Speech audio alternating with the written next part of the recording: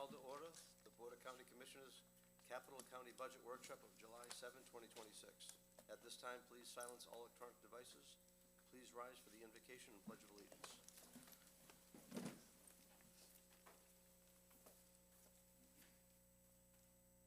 Good morning. Let's pray. Father, we thank you for the opportunity to gather in the shadow of the great celebration of 250 years of the USA, Lord. It was a great celebration and a wonderful tribute, and we just thank you so much for how you have blessed our country. And at the same time, Lord, we feel blessed here in Pasco County because everything that is positive about our country is positive in our county also. During the celebration, we were reminded that the government of the United States has been established of the people, by the people, and for the people. And I believe that that applies to all levels of government, Lord. So I ask that as we've come together to discuss the capital budget, that we keep that in mind, that our goal is to provide for the welfare and the safety and everything else for our citizens here. So give us wisdom, give us discernment, and guide us and lead us as we discuss and debate all of the things about the capital budget. So when all is said and done, we'll be able to look back and say we did the best we could with what we had. And I thank you, Lord, for your presence. I lift this in your name. Amen. Amen.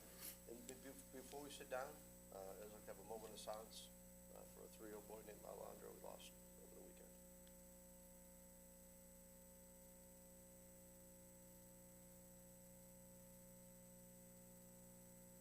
Thank you. Pledge allegiance to the flag of the United States of America and to the republic for which it stands, one nation, under God, indivisible, with liberty and justice for all. Clerk, please call the roll. District 1, Commissioner Oakley. Here. District 2, Commissioner Waitman. Present. District 3, Commissioner Starkey. District 4, Commissioner Yeager. Here. District 5, Chairman Mariano. Here. I'd like to thank the staff for organizing this important discussion today on our capital budget for FY27. It's a very important year. I think we got a lot of considerations as the state is looking to help us run the county, control our budgets. I think it's going to be very important that we look to everything that we've got. I think this county's been very responsible. And when we look at growth going through, even though population growth may go 4 or 5% in a year, when you're going to plan for it and you got infrastructure things to take in place, you're going to spend more money than is in that growth because you're preparing for it. I think some things like we did on State Road 56 a few years back, we could have just built a 2-lane road like DOT wanted us to. Instead, we built a 4 with drainage for 6, set up the same way to come back in and do it very economically to add those other 6 lanes. I think this county was very smart, and when we built the overpass on I-75, we didn't have to build an overpass, but by spending only $60 million, get $10 million from the state, we put it on our backs. So could DOT have paid the whole thing, taken it off our budget? Yeah, they could have, but we didn't. We had to build Ridge Road on our own, major artery running through. Huge money by waiting 23 years of federal government slowing us down to get it done. Drove those costs up like crazy as well. So I think we've done a lot of great things, and I think we're preparing for the future. And now dealing with wastewater treatment plants, we're going to talk about those as well. The numbers are staggering now, and I think for good reason. They want to make sure that we're going to go through and, treat the water as best we can for the environment, which is smart, but that drives up numbers. So even though you're getting small growth of 5%, which this county has, I think if you look at it, we've done the right things for the long term, making decisions for the long term, for the betterment of us all. So as we look at that, as we consider all these things through, I just want everyone to keep in mind, I think you've done a great job. I think the county's done a great job, our whole team, et cetera. And I think we made smart decisions, and I wouldn't change them because I think we've done them the right way. So with that, I'll turn it over to Mike Carbella. Thank you, Mr. Chair. I'd like to welcome you all here. This is probably our final planned workshop heading into trim on our budget process. There's a lot that goes into the budget, and the capital program is at least half of that budget that you pass every year. And as you state, Commissioner, there are a lot of moving parts. Capital is a huge expense, and it's the infrastructure that our citizens and our community need to grow and to thrive. So today, Amy Farrell will be presenting portions of that capital program. We have plenty of team members here who are responsible for the execution of that program here today in the case that you have questions regarding it. And she's also going to go over a few other things that just during the course of our briefings heading into trim that we needed to make sure that we discussed with the board and provided input. So with that, I'll introduce our budget director, Amy Farrell. Hi, good morning. Because every time we try to do a little bit better than we did last time, before I dig into slides, I just want to orient everyone to the packets in front of them. So you've got slides with content that we'll be covering today, and then you've got supplemental material. So the first thing in your supplemental material is a packet of large maps. Why? Because it's easier to see in front of you sometimes than it is up on the projector. Then we've got a bunch of details. So our road capital program is very complex. There's a lot of moving pieces, and so we try to simplify it, but we also wanted to make sure that you all had the details. So you've got a packet of projects that are within the county's budget. Behind that, you have a packet of developer transportation obligations occurring in the next 5 years. And then you've got supplemental content related to that program as well. And in that supplemental content, we've got countywide intersection projects, countywide streetlight projects. We've got high-ranked but unfunded county projects. All right, I'm gonna speak a little bit more into my microphone. All right, and then we've got FDOT projects that are not yet in their funding plan. So that's the packet in front of you. And when we get to the transportation bit of the presentation, that's where all the details will be, and then the presentation will show highlight summaries. All right, so what are we gonna cover this morning? Well, we're gonna do a budget cycle overview. It is a long 9-month planning process, so we always like to come back and talk about the body of work that's occurred, where we're at now, and then what's still left to do before we adopt a final budget. And then we're gonna ground ourselves in our strategic priorities, because that strategic plan is the bedrock for how we plan into the future. Then we're gonna highlight our major funds. We're gonna look at some business plan initiatives that the county administrator is looking at, recommending, and considering for the next fiscal year. We're gonna do a dive into our road rehabilitation MSTU. We're gonna look at our 5-year capital plan.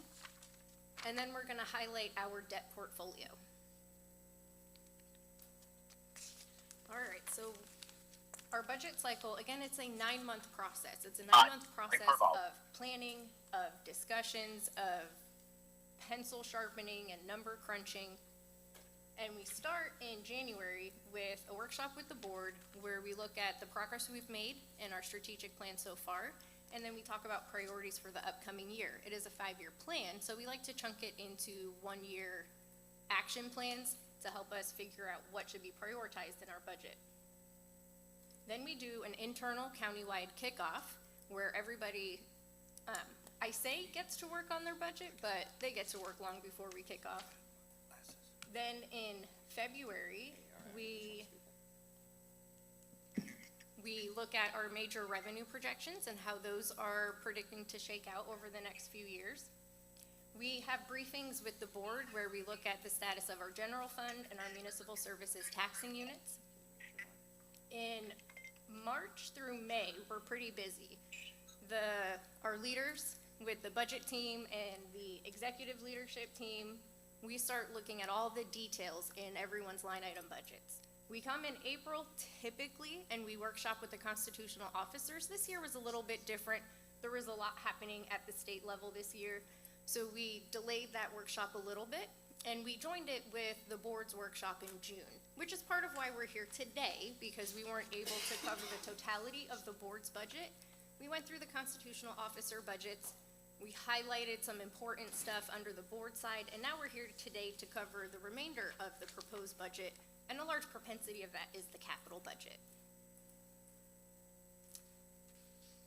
All right, then, next week, yep, fast forward 1 week, whoop, and we're gonna be at a board meeting and we're gonna set trim, which is basically, we like to explain that as setting the ceiling on millage rates. So that's the highest the millage rates will be. When we come back to the final public hearing, those millage rates can always come down, but they can't come up. And what the board sets in July is what goes out on property tax notices in August. Then our first and then our final public hearings will happen in September. All right, so again, we use our strategic plan to help us build that roadmap for what the next 5 years is gonna look like. And in all the discussions and the dialogue with the board, you can see here almost every single one of our addressable challenges is up here. Well, because our board has taken us to task, team, and we are responding. And we're responding not just with new resources, but we're also able to allocate some of our existing resources to make sure we're moving the needle on the board's strategic plan. It's a budget we should all be very proud of. All right. So it might seem like we're jumping based off, past years and when we show stuff, like we're kind of jumping in the middle, but we're really jumping into where we left off last month. And so here what you're looking at are what we're calling state mandated outside funding. So there are things the state mandates for us to fund. Now it's important to note this is not the totality of what the state mandates from us, but these are things that we fund, not necessarily services we provide. So that's kind of an important distinction. The only thing that's increasing this year, as you can see, is our Medicaid contribution. It's a 6% increase to the tune of $631,000. Let's still say for that for a minute. So keep in mind now, with what we would put in our budget normally is one thing. This here, again, state mandated funding that we have to do. So as we consider what's gonna happen down the road, when the state says you're gonna spend this much money for public safety, et cetera, this is what's also in there that they are not addressing at this point to what we need to fund. So just keep that in mind. This is another chunk of money that's gotta be paid. They're not allowing for it, but somehow they're gonna look for us to do it. So somewhere there's gonna be a shift, or it's gonna be increasing for taxes as far as to pay for the stuff based upon what they're projecting. Commissioner Waitman. Chair, Amy, Yes. under the Baycare line item, what are we getting for 1.2 million? Paula Barricaldo is gonna come and answer your question. Thank you. were mandated to pay a private hospital here. Good morning, Commissioners. Paula Baracaldo, Support Services. So the Baycare contract actually covers physical and behavioral health services for our most vulnerable residents. And this is an actual 5-year contract. That's mandatory? That's correct. Thank you. You're welcome. Thank you, Paula.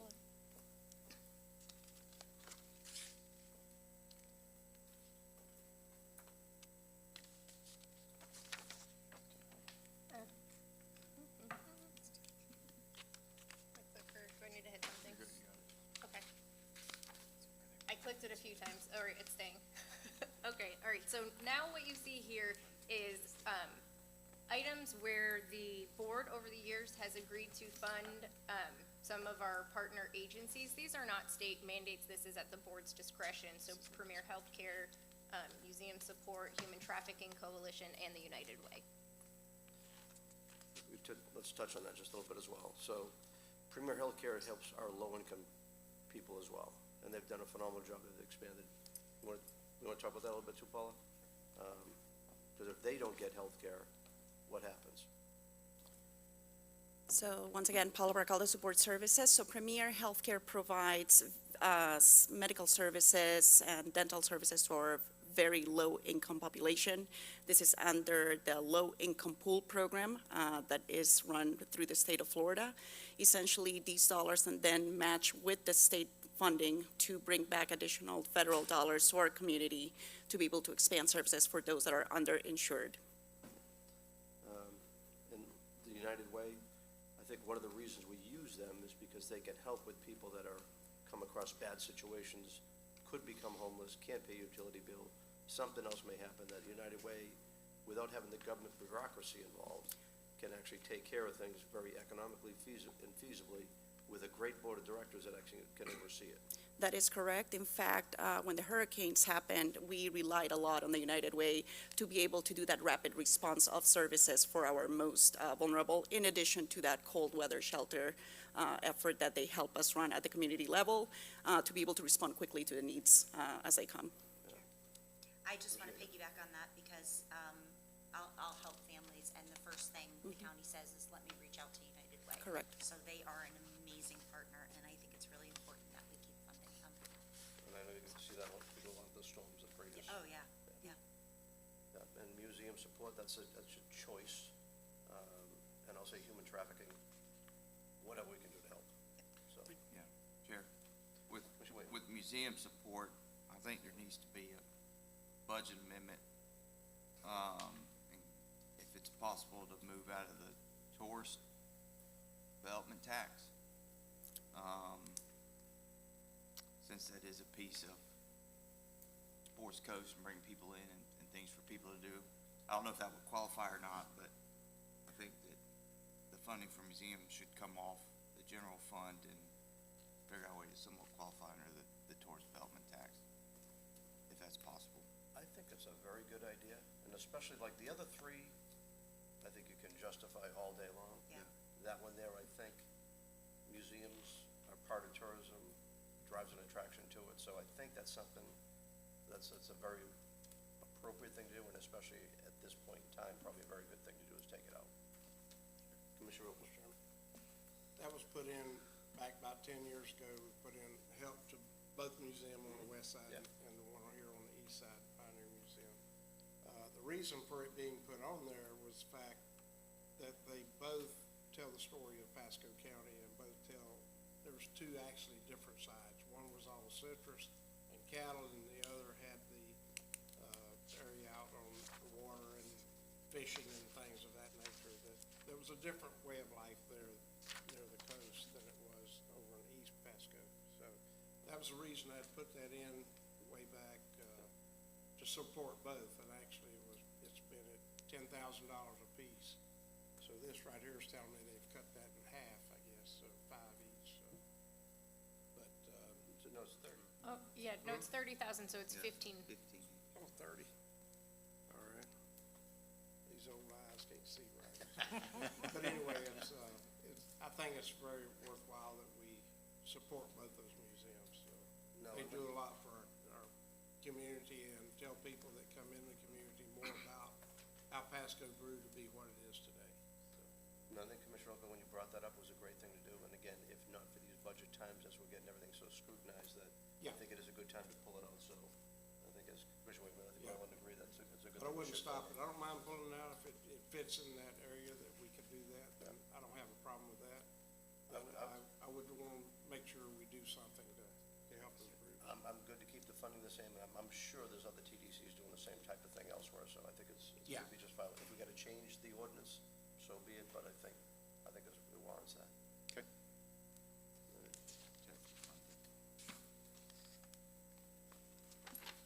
All right, so we had workshopped with the constitutional officers' budgets last month, but we also wanted to come back and just show the board the change in the request from the 26 adopted. So there's a few moving pieces that we should talk about. So the clerk's budget, what was requested, included a 5% wage increase. You'll see the note at the bottom. We reached out to the clerk's office and we calculated what their overall budget request would be if that wage increase was 3%, not a 5%. And so that is a reduction of $138,041 from what was submitted. Now, the sheriff's budget is what was submitted plus an additional 0.5% of wage increases to bring them up to a 3%. And then both the supervisor of elections and the property appraiser represents a 3% wage increase. If I could chime in on the sheriff's budget, I have had conversations with the sheriff, because as you know, the taxable assessed value came in higher than what was originally anticipated and budgeted. And, based on previous convention, that would lead to a higher budget on the sheriff's side. I've spoken with the sheriff. regarding those additional revenues, and he is open to holding his budget where it is, provided, of course, that, we're maintaining equity in how we do raises, both, within our corrections, our fire department, our first responder community. But he did indicate that he did have some concerns over the cost of living adjustment that is being made to the special risk class and the retirement, which we can attest to has reflected in higher insurance costs. So he's still checking on some of his numbers. Obviously, he would love to have the additional dollars to support his operations. He does say that he needs it, but he is willing to kind of hold the line here on this, if this is kind of the direction that the overall board wants to go. We're still waiting on some final numbers, but I just wanted to let the board know we've had those conversations with the sheriff, been incredibly productive, and certainly is aligned in saving taxpayer money, as well as, being cognizant of fiscal matters. Mr. Wayne? Thank you, Chair. Yeah, I didn't like it last year, but when we had I think raises need to be uniform across every, in county and across the constitutionals. I did not like how there was, a difference last year. I think that creates animosity and unnecessary animosity amongst branches, so it needs to be uniform. So I would support 3% across the board, support raises, but everybody needs to be aligned on that matter. I greatly appreciate folks advocating for their people, but one budget, one team here, reminding everybody. So, and I also, as my standard question every year, as we're going through this process, it's worth a direct ask to each leader of every organization: is there something that you can live without? And sometimes we get good answers, and sometimes it's no, but it's always worth an ask, a direct ask, to say, hey, what can you do to help us out here? And so I'd like that question to be asked, or I can do it myself. Yep, absolutely. Thank you, Chair. Thank you. And I think, as the clerk mentioned, to defend, she didn't get the same increase everybody else did. So this just kind of trues them up and balances them out from what happened last year. So I don't be referring to that specifically, but I know years past, you do studies, et cetera, and because she didn't get the adjustment last year is why she's up for the number. I think it's reasonable to keep it and balance everybody up, but from here through, I think you're right, we should be looking to keep everybody the same, because everybody should have done their own wage adjustments across the board too. Yeah, last year property appraiser was at 5%, and it kind of wonkied everything up. It just, I think we need to have uniformity across, unless there's some extraordinary reason why that particular department should need an increase. I mean, it's all Pasco County government work with a different title, so I'd need some real justification as to why one group would need 5% and the other would need 3%. Everybody's working for Pasco County, and all jobs are fairly, under the same umbrella. So I would need justification for some level of extraordinary adjustment for anything outside of 3%. I'd be willing to sit down with the constitutionals. We regularly do pay and classification studies where we mark to market and look at that. And so perhaps we can all get on the same cycle and make sure that we're aligned in how we're looking at the various job classifications and market pressures that are on. Sometimes there are hot areas where things are very, very specific, right? And then there's other areas where not so much so. But we all generally employ folks. We all generally have standardized pay bands, and so I think that's a great idea. And I think if we're aligned on those studies as well, that would keep us from having a disjointed approach, especially walking in that it's the same budget, same pot of money actually every fiscal year. So to your point, I'd be careful with those studies. I think those studies add to inflationary increases in pay based upon who does them. So I'm a bit skeptical of those studies, and the price points that they come out with. I think they compound each other strategically, but it's what you have to go off of. But I'm fairly critical of the pay studies that government uses. Well, actually, we perform them in-house through surveys, so we don't use consultants to do that, to drive that. And we, again, we can sit down and go through what the methodology is that we use, but I'm pretty sure that ours are pretty much in line. But I understand your concerns and where you're coming from on that. One thing, driving in here, I'll just say, because you say you want to look at different things, what you can say about, I'd like you to work with the sheriff's office too, to look at the vehicles that he's got. I mean, last year we're looking here, there's a lot of vehicles out in the back, they're waiting for parts to come in, et cetera. I still see a similar number out there, so I want to make sure that we're if they need help, maybe we can help them as far as getting the ones on the street and ones that aren't being used off the street. But the cars depreciate every month, every day, so if we're gonna turn them, let's turn them.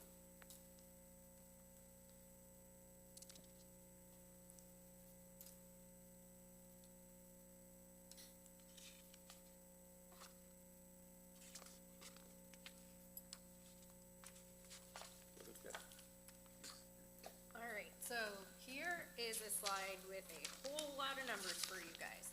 All right, so what we're looking at is the change in major funds. So the first thing I'd like to do is give a real quick 30-second definition of major fund. And so the Florida Government Finance Officers Association defines a major fund as one that takes up at least 10% of your overall budget. Now, you'll look here and you'll say, well, Amy, I don't know that you're that good at math because the Tourism Development Tax Fund does not appear to hit that 10% threshold, to which I would say you're right. But we like to talk about this fund because we know it's very important to the board. We've already had some discussions about it this morning, so we include that one as well. So think of this as not just FGFOA recommended major funds, but also things that we know are important to our board, so we like to come and talk about them. I do have a separate slide to help us walk through what's happening with the general fund and the municipal service fund as it relates to the fire and rescue MSTU fund. So I'm gonna hold off on those three funds right now, and we'll just talk high level about the other ones. So what is embedded in all of these funds is a 3% wage increase, as well as some business plan initiatives that the county administrator is considering to recommend to the board. And now there's still a lot of conversations and decisions that need to be made about how we're gonna handle new spending, especially in light of the November ballot initiative for tax reform, right? So important to remember that there's a lot of modeling happening with our budget right now. And it's still kind of iterative and a little bit fluid as we're figuring out the best ways to handle those types of things. And we do have a couple months before the hearings to really kind of fine tune that. So those are some of the base assumptions in here. So now let's talk about the three biggest muscle movements that are occurring. Now, I want you to remember that I used words like modeling when we're looking at our funds because there's some numbers that might seem a little incongruent with slides that we have been looking at. So let's talk about big picture. Here's what's happening, general fund and fire rescue MSTU. So the board approved an ordinance that allows the fire MSTU to also have rescue-related expenses. Now, we have not changed millage rates. We're holding millage rates the same as 26 adopted, but we were able to move the rescue-related revenues and expenses into the fire MSTU and use some of their reserve amounts. And so it looked very confusing on the previous screen when you see roughly 35 million decreasing for the general and municipal services funds, which housed some of those expenses. And then the rescue increase appeared to be a little bit more. Well, because the only thing happening in the general fund wasn't just that rescue maneuver. We've got increases to the sheriff, increases to corrections. We have some increases to facilities. Every time we grow our square footage, we need to increase our contracts for maintaining those square footage. Now you're saying, Amy, that sheriff number is 11.7. Yep, I'm gonna say yep, it is. Now, the recommendation was the 7.6, but when we model, we like to model aggressive expenses. So we modeled as if we were gonna move with the 40% of the 6.8 increase in taxable assessed value. Now, just remember, all of this is subject to final discussions and final determinations, and then it'll get fine-tuned as we move on. Now, what's happening in the fire and rescue MST? Well, 59 million of the rescue-related expenses have shifted but we're also looking at fully funding D-Shift, so that'll be fully live for a whole year. We've got wage and retirement increases, and you'll remember that our fire and rescue team is impacted by that special risk retirement bit that that we were talking about related to the sheriff's budget. So we did see an increase in those retirement rates, staffing of Station 4, and then staffing of a new fire truck at Station 24. Amy, Yes. what are the anticipated increases for the retirement? What percentage? I will get back to you, team. Can you hold that? I know we have that somewhere. Good to bring it up. Okay, keep going. Thank you. All right, so what are some of the initiatives that are being considered in our major funds? So that first one, building inspections and permitting fund, of that 391,000 you see there, the biggest chunk is for Acela user interface enhancements. Roughly 300,000 of that is to make Acela more user-friendly for people who are using that software external to our county. And if I could, I want to talk about that just for a second. Yes. So maybe from building services. So I know Acela is expensive. I know we're trying to improve it. They're trying to work with us to do that. I know we're also looking at using different AI tools. Talking to others at the FAC conference, they look at between balance and AI to go. And AI looks like it's getting stronger and stronger, more economical as time goes on. Compared to what that Acela user face is, are we better going that way or putting more money into AI, or are we doing a balance of both? Commissioner Moreno, David Allen, Assistant County Administrator of Development Service. We're doing a combination of both, looking at both enhancing and improving Acela. I think one of the challenges that we have with that system is that it's a very expensive system, and for us to kind of walk away and flip the switch, if you will, to go to a different system would be probably a order of millions of dollars. The other piece of it, though, is the AI component, and we're looking at implementing the AI from several different strategies. One is to enhance and improve customer experience and make it easier for them to navigate through our system. And then secondly, also to assist with the staffing reviews, and particularly what we'd consider more standard types of reviews of, say, checking setbacks on properties and those types of things. And I think the combination of those, as well as other AI initiatives, will help drive and reduce our overall operating costs, particularly from a staffing standpoint. And I saw J.P. Murphy coming up to the microphone here, who's our Building Construction Services Director, who I'd like to have him add or cover anything that I may have missed on that one. Yeah, so just to start, I think AI is certainly a component that we will be looking at evaluating how it works in the overall permitting system, not only on the horizontal side, the building side, but as well as the horizontal side for planning, but the vertical side for building. Both of us are partnering and applying for a HUD grant for about $300,000 to $1.5 million right now. We're putting that package together to evaluate the use of AI in permitting. There are a couple different use cases that we are certainly evaluating. Some of them where we see our customers having the most frustration is on getting status updates, getting through plans examination on the front end. We believe one critical piece is having what we call a plan pre-check. It's making sure that documents have all the information they need, that information is correct, and is ready to go before they get into what we would call a compliance review. That's one critical thing that AI is doing well right now. Where the intelligence and the world of AI is learning is how to do plan review, actually how to look at a set of plans and evaluate things like means of egress, door sizes, and all of the 425 things that a plans reviewer would look at.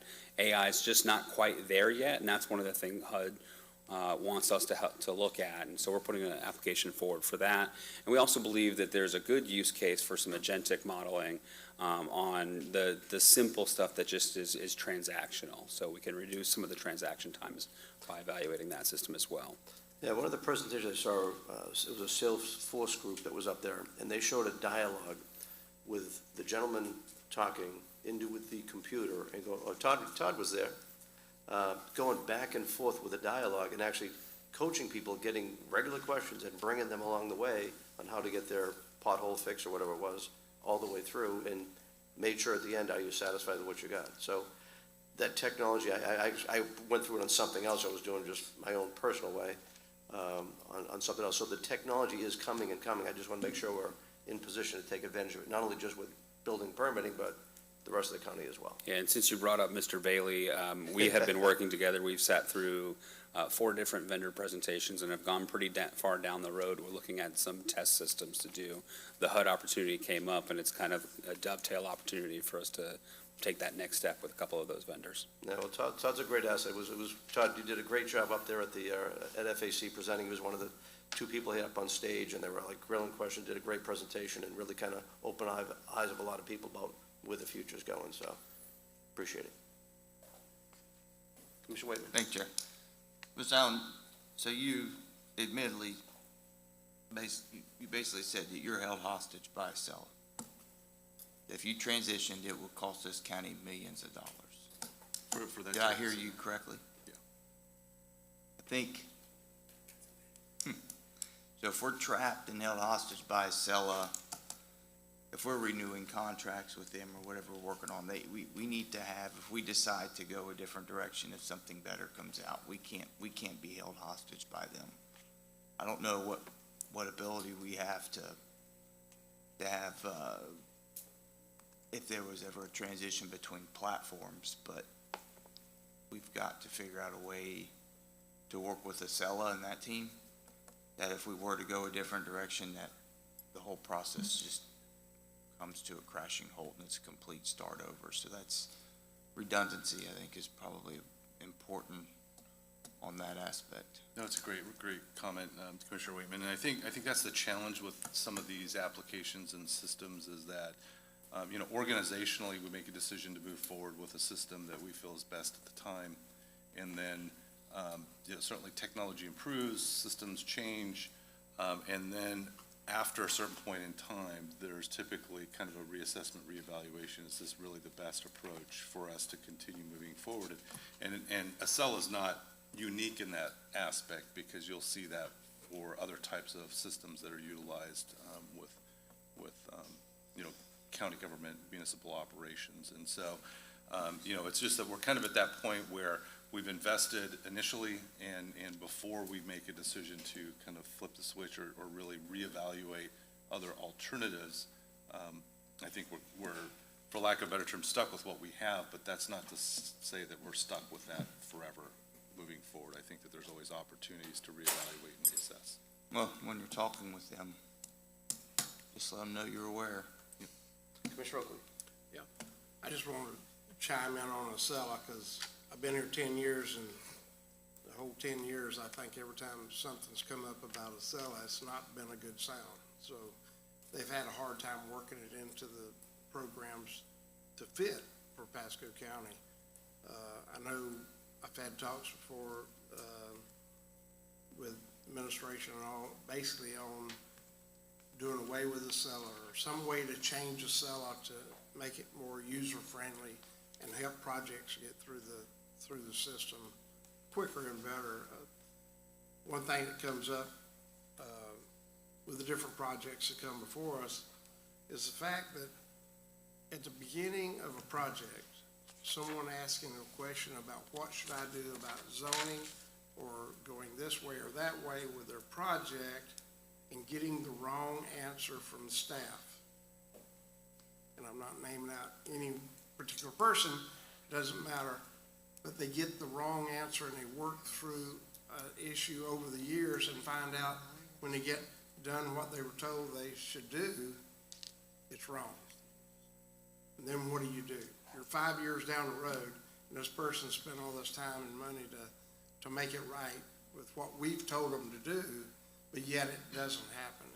It comes out wrong. And I'm not talking about a lot of projects. I'm just talking about there's those few that fall through the cracks, and they get the wrong answer from staff to go either for zoning or some other plan to get their project ready to build to match up to their parent property they had. So I think those things all need to be looked at. So Years ago, we had a company called Opal when I got here, and they were gonna be the savior to make permitting great. And after about 6, 7 years, Yeah. a seller came. We went a different way. And when I look at companies like a Microsoft that kind of like really protects their stuff, and that's how they grew so much, they didn't let people interface. Like Apple was separate for so many years, but all of a sudden, the technology with Apple got better than everybody else, and all of a sudden, a big shift over personally, that people went that way.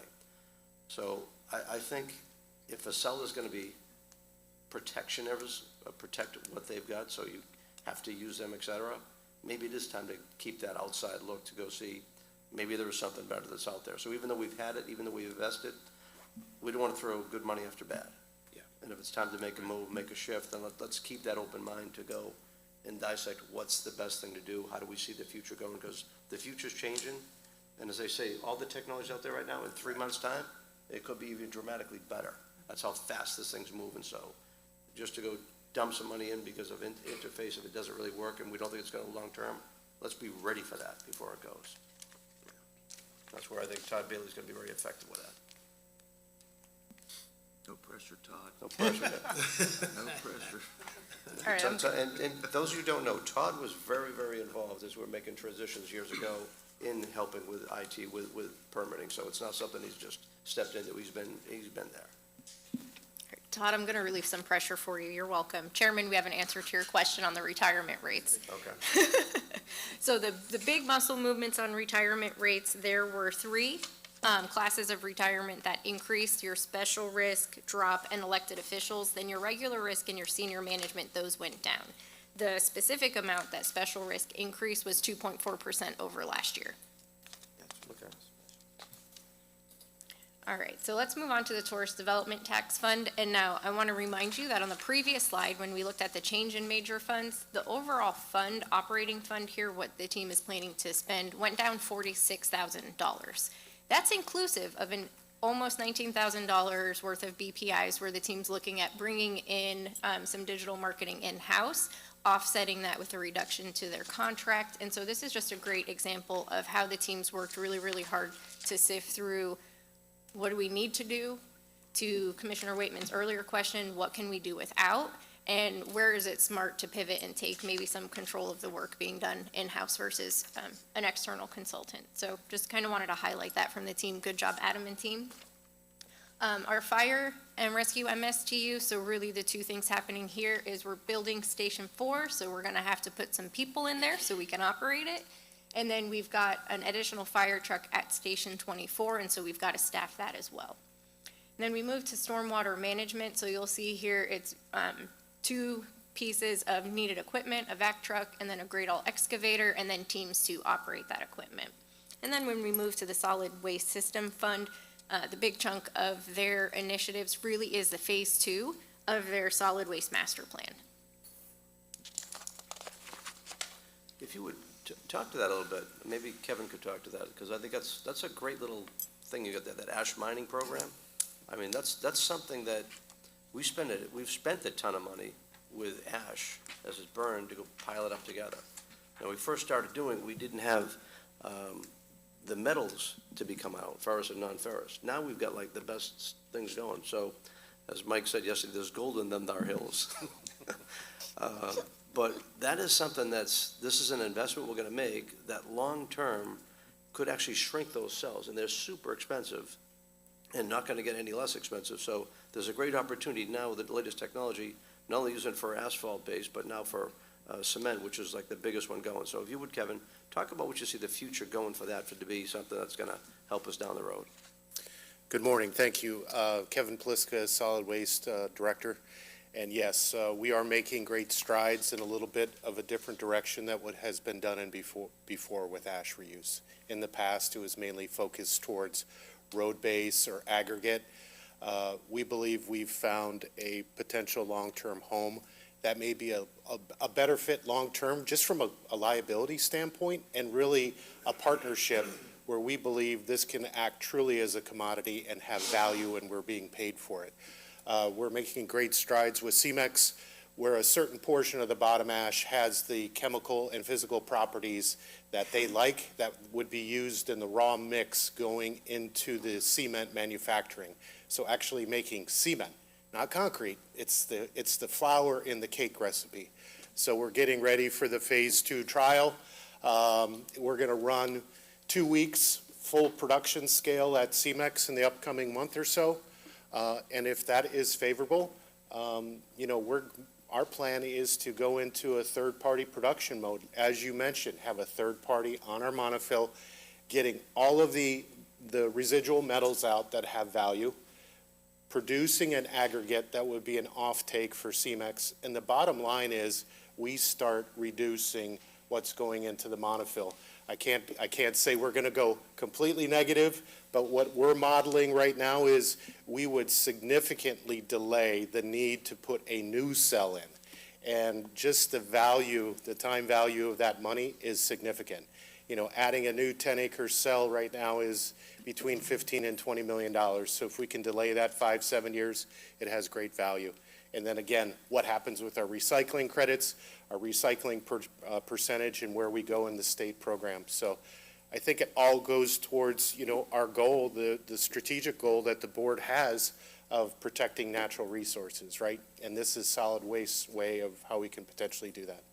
Sorry for the long-winded answer. I got on a roll there. No, it's an exciting topic, because literally, years ago, those things were 4 million, they went to 8 million, now they're up to 15. I mean, it's a huge jump, and it's not gonna get any less. Like all this other thing, so what you're doing is phenomenal, and if we can put it right to use is great, and it might even save us money on some of the things we're gonna go do for our project, so I thought it was worthy of bringing up, so All right, thank you. thank you. Thank you, Kevin. And if I might add, this is just an extraordinary example of Kevin and his team really living and role modeling our core value of innovation.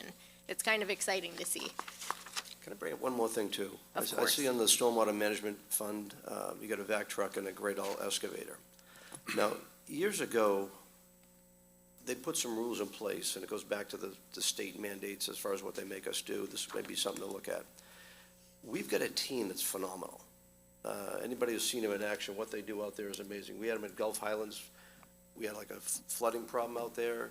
We had an overgrowth problem, and they come out there, and just watching those guys get in there, take the dirt out, move it away, was just amazing, and knowing they can do all these things. When we get these stormwater projects, do we have to go out for bid on these projects? Are there like dollar caps on that, or can we do things in-house when we choose?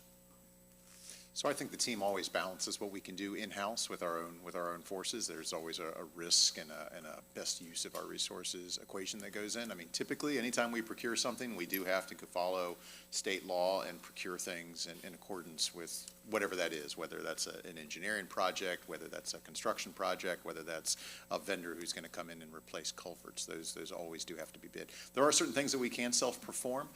If someone here from Public Works could maybe talk to that. I see Jason Mickle coming up as to specifically what you do in-house versus what you contract out, Jason. Good morning, everybody. Jason Mickle, Public Works Director. Good morning, Commissioner. There are things we can do in-house. Keep in mind, we do have so many staff who perform these duties for us. If we put them on large projects, which some they are capable of doing, it can pull those resources into one area that we're not able to get some of that routine work done. We do balance that, as Mike said. There are pipe projects that our guys can work on. They are well-versed in concrete work, so head walls, structures, they can do that, certainly. But we do have them on their everyday maintenance type of work. Ditch cleaning, storm drain cleaning, mowing, all the operational stuff that keeps all that water flowing through our system. And that's what some of the equipment you see here is going to help us continue to do, is keep all that water moving, help us inspect our pipes, help us vac out some of those pipes, help us identify problems where we could make changes. That's the critical work that our teams typically do.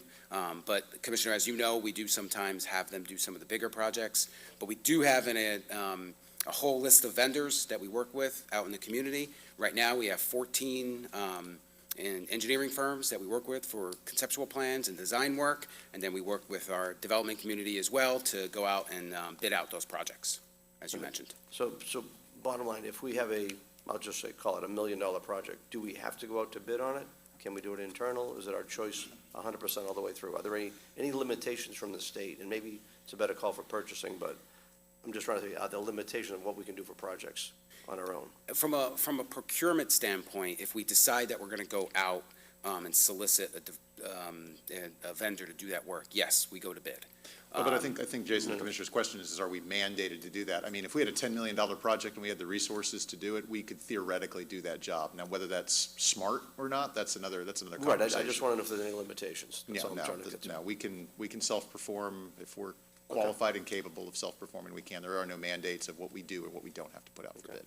All right, well, anyway, you've done a phenomenal job, your whole team, for years now, so thank you. We used to always be on the news for this, that, or the other thing, but now it's like very, very seldom, and it's because of your great work you're doing, so thank you. You told us we're doing too good of a job. Never too good, keep going, go higher and higher. Thanks.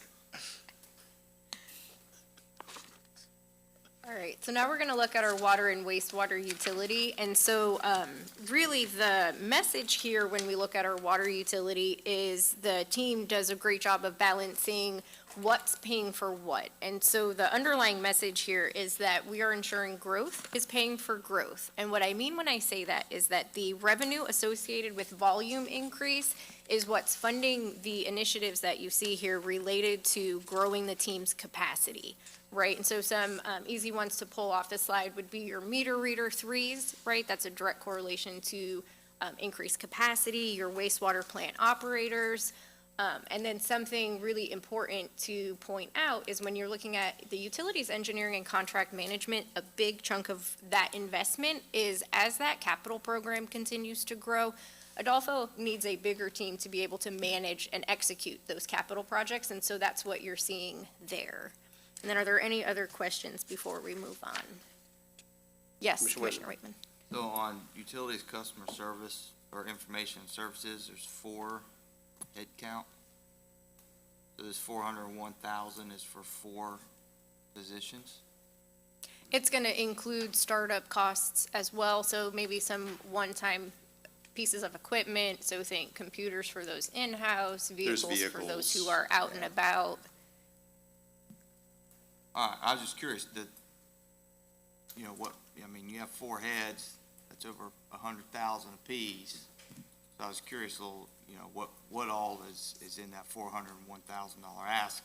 Because you look at more technical jobs at the first slide under public infrastructure, project manager and a senior program manager, you're sitting at, half. I could bring Sandra Anderson. So I was just curious what all comes with it. We don't have to go through that now, but. Okay, I mean, we can bring it, we can send it to the board, post meeting, but Sandra is here if she wants to talk about it. You want to talk about the stock? Yeah. Sure. All right, come on up, Sandra. Eric? I'm sorry, sir. I think I heard Commissioner Starkey say she has a question. Okay. Now let's go with the discussion first. Good morning. Sandra Anderson, Director for Customer Information and Services for Utilities. One of the major big costs, meter readers, we do have to have vehicles for them. And then for our customer service reps and our meter readers, the proprietary software that we have for our customer information services, it's sort of our cash register and all the behind-the-scenes stuff is very expensive, the license. So you have to have multiple licenses to read the account, access the account, update it, push work orders out to the field, then to be able to pull that back information, make sure it's real-time updated. It does add up pretty quickly by the time you put all the software and licenses on it. But the vehicle is a big chunk of it as well. Okay, so the $401,000 increase, that's more for vehicle technology software. That's a big chunk of it, yes. Access, okay. All right, thank you. Thank you. Commissioner, I believe Commissioner Starkey has something to say. Her mic is currently muted, but if she unmutes. Commissioner Starkey? Yes, I was wondering if we could use cycles that are those people. Commissioner Starkey, we can't quite hear you. I think I know what she's trying to say. She was asking if we could use old sheriff deputy cars, I guess, as replacements. I think the quick answer to that is I know the sheriff, in order to keep his fleet costs manageable. I know he buys certain cars and he makes certain modifications to maximize the resale value because he uses penny for Pasco funds for those vehicles. You know, reusing or repurposing vehicles is something that we can look at. I know specifically, though, Commissioner, for the sheriff, that he buys and treats his vehicles with the end in mind in terms of resale to maximize the penny funds that he gets to use those vehicles. But I understand where you're coming from. I can certainly talk to staff and see about, you know, what we use with reused vehicles. I will say that there, you know, you do get concerns over reliability issues. One of the things that our fleet fund, which is an internal services fund, we do charge departments. Essentially, when you buy a vehicle, we also add a little extra in there to handle the replacement, because we've found that there is a sweet spot. After about 7 or 8 years, we can retire those vehicles and get new ones in with newer technology, and it lessens our overall operational maintenance costs. And I think you've seen that. We've presented that to the board in the past, that our fleet, our shop costs are even well below what you see in the private sector for fleets, and that's why they're one of the top fleets, and we're recognized with that in North America. Eric, did I miss anything? Okay, and then, so Commissioner Waitman, just to circle back, for context for the second year costs related to the positions that Sandra came up and discussed for the meter readers, you're looking at roughly 128,000 recurring, and then roughly the same for the customer service. So those are your ongoing salary-related costs. So then you can see that delta is going to be the first-time startup cost that she was discussing. Just to add some clarity. So,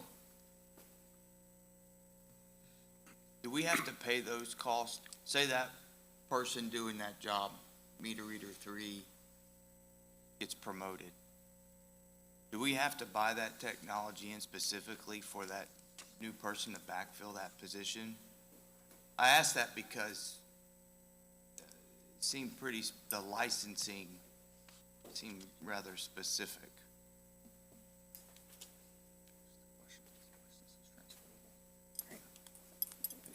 Actually, we can hire in the meter readers as a 1, 2, and 3 based on their experience. So the same person, that license is going to be with them regardless if they get promoted from a 1, 2, or 3. We don't repay that initial cost. We do have some additional ongoing annual costs that's tied into it, both for the maintenance of the software as well as the access to the software. So a license is a license, regardless. It doesn't necessarily, So it's it could not be tied to an Mike or it could individual. be Eric, for Correct. example. Doesn't matter, Mike goes to something else, I Eric go to gets something, C. Eric Okay. gets my license, Yeah, correct? it'll follow the position. Okay, all right, thank you.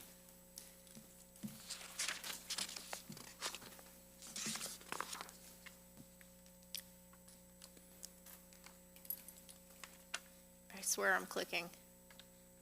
Did I put it to sleep again? Ooh, all right. Thank you, Eric. All right, so now I'm going to start to bridge the gap between operating and capital. So what we're going to talk about is our road rehabilitation services, MSTU. And so this particular funding source, it funds some operational expenses, but a good propensity of it is capital maintenance. And so we want to make sure that we spend some time looking at how the team is currently executing, and then also looking at what they're planning to execute in the future. And for this, we'll be looking at a 3-year spend plan, just to kind of, set the stage.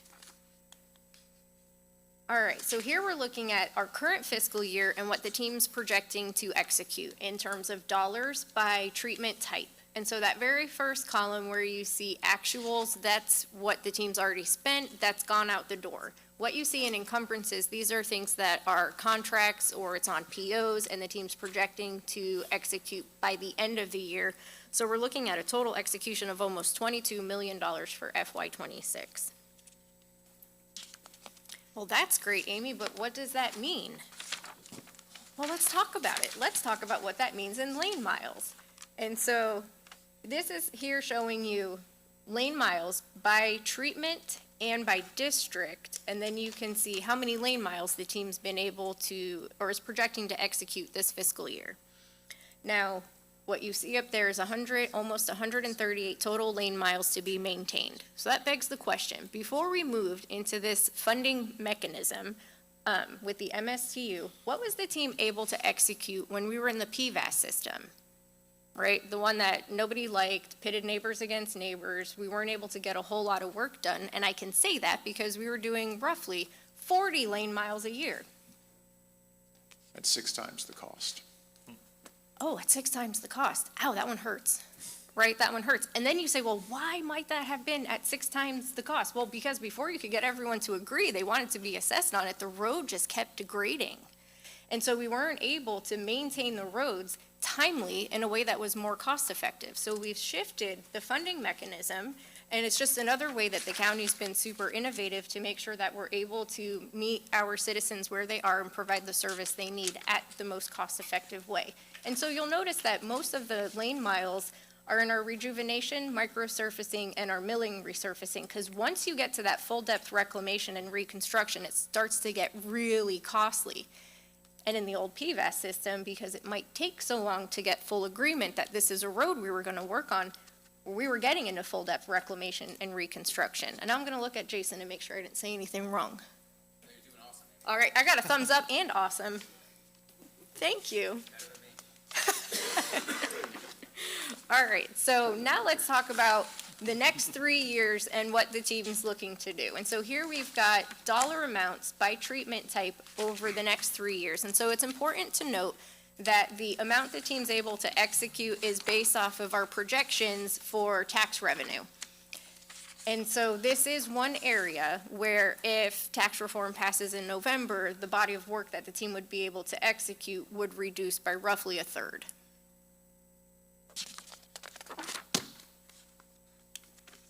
All right, so now let's look at their planned spend over the next 3 years by district, by treatment type.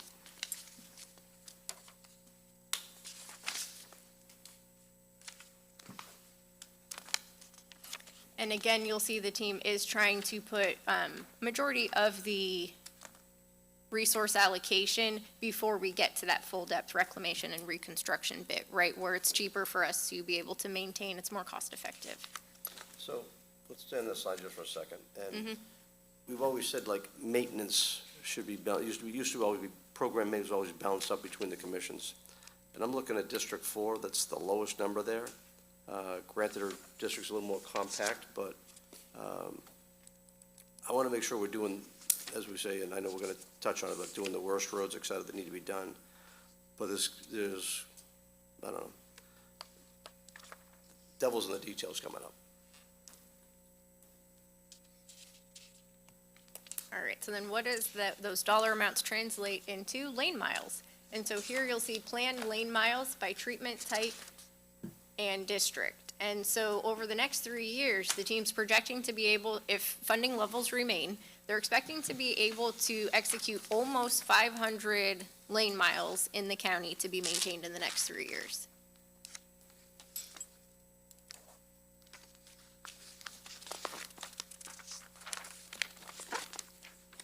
Okay. All right, so now in our general fund. If we go, I just Yes, go we back to one can. thing. Yes, So we can. I've talked with staff, you know, west of 19, you've had a lot of hurricane damage. You've had roads that, through the storms, you're filling potholes, and filling potholes. So if we're gonna keep this level here, I'm gonna look at the DR coming up, that roads like Olsner, down in Newport Richie, Green Key, which I know is in the plan to come up. There's roads at Delmar, Puffin Lane that are just terrible, and there's probably a few others in the mix that, you know, especially as we're trying to be as responsible we can with the budget, infrastructure, cons with DR, I want us to go look at those roads that were storm damaged, that do qualify, that use the money for that, so you can keep the great projects that are in the plan already, but we really gotta look at that, because this is a great thing we've done, is going away from the paving assessment, but we need to stretch our dollars, and I think that DR funds should be able to help us to get what needs to be done that should be done, that's justified.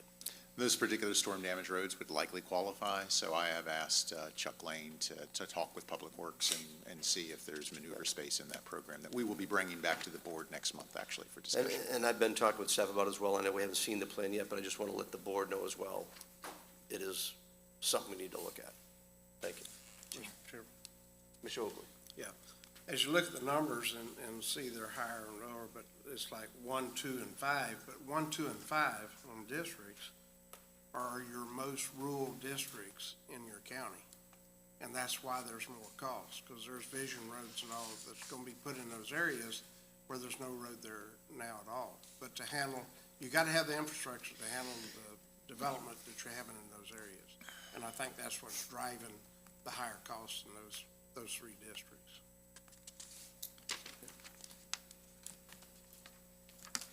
Okay. All right, so when we look at our 5-year capital improvement plan in the general fund, you'll see that the, I'd say propensity, but really it's all of it, is looking at reinvesting in infrastructure.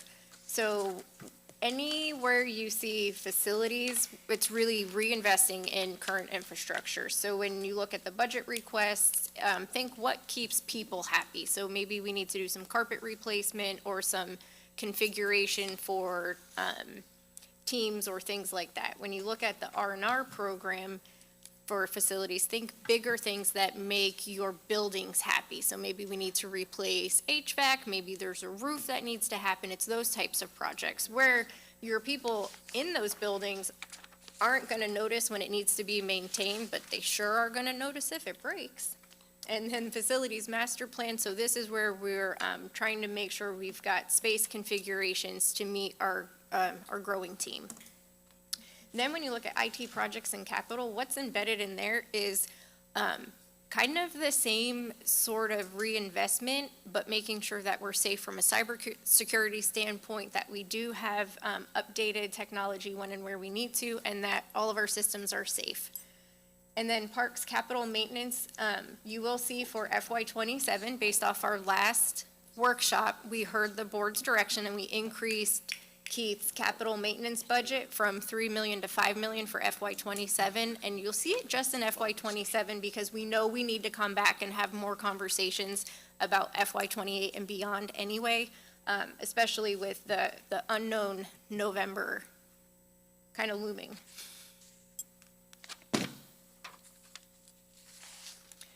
All right, so then when we look at the overall capital improvement plan, now this is gonna exclude the general fund, which we just talked about. We are looking at a $2.2 billion capital budget over the next 5 years. Now, most of these categories have a separate dedicated slide behind this one, except 2 of them, just because they're not as robust. So our fleet, what you see there is an annual generator replacement program. And then if you move down to go Pasco, the propensity of what you see there is bus replacements. And then in FY27 and FY28, we're also looking at east side and west side transfer stations. It's the last remaining budget that they need to construct those transfer stations. And then with Public Works, you're not gonna see any slides after this because we already covered those. That was the road rehab MSTU. Amy, do you want to explain why FY '27, there's such a huge jump between '27 and '28 for fire rescue? Yes, That'll be on the next slide, actually. yes. There's a slide for that. Yes, there is. All right, so thank you for the great pivot point, Commissioner. All right. All right, so here's the 5-year capital improvement plan for fire rescue. And so this is funded by impact fees, by and large. And so you'll see we're looking to construct 2 new stations and then start design on 2 other stations. And then for those of us who are more visual, I'm really talking about me. I like a good map. And so where the stars are on this map, these are where stations will be built or designed. So on the right side of your screen, those are the ones that will be built. And then on the left, those 2 will be in design in the next 5 years. And then it's important to note that when we look at, and this is just a great example, when we look at our planning for capital, it's not just looking at can we fund the construction of this capital, but we're also looking at our long-term planning from an operational standpoint, and when that thing is built, will we be able to operationalize it? So for example, when we build these stations, are we gonna have the operational funds to staff it, right? Because the last thing we want is a fire station with no firefighters. So question, if property taxes passes on the ballot, would these proposed fire stations still be able to go up? That is a great question. We would have to figure that out. I would say that, Commissioner, we do collect impact fees for capital construction, but as you know, the impact fees often don't cover 100% of the cost. And so as such, it is supplemented by in this case, the Fire MSTU does provide funding for capital.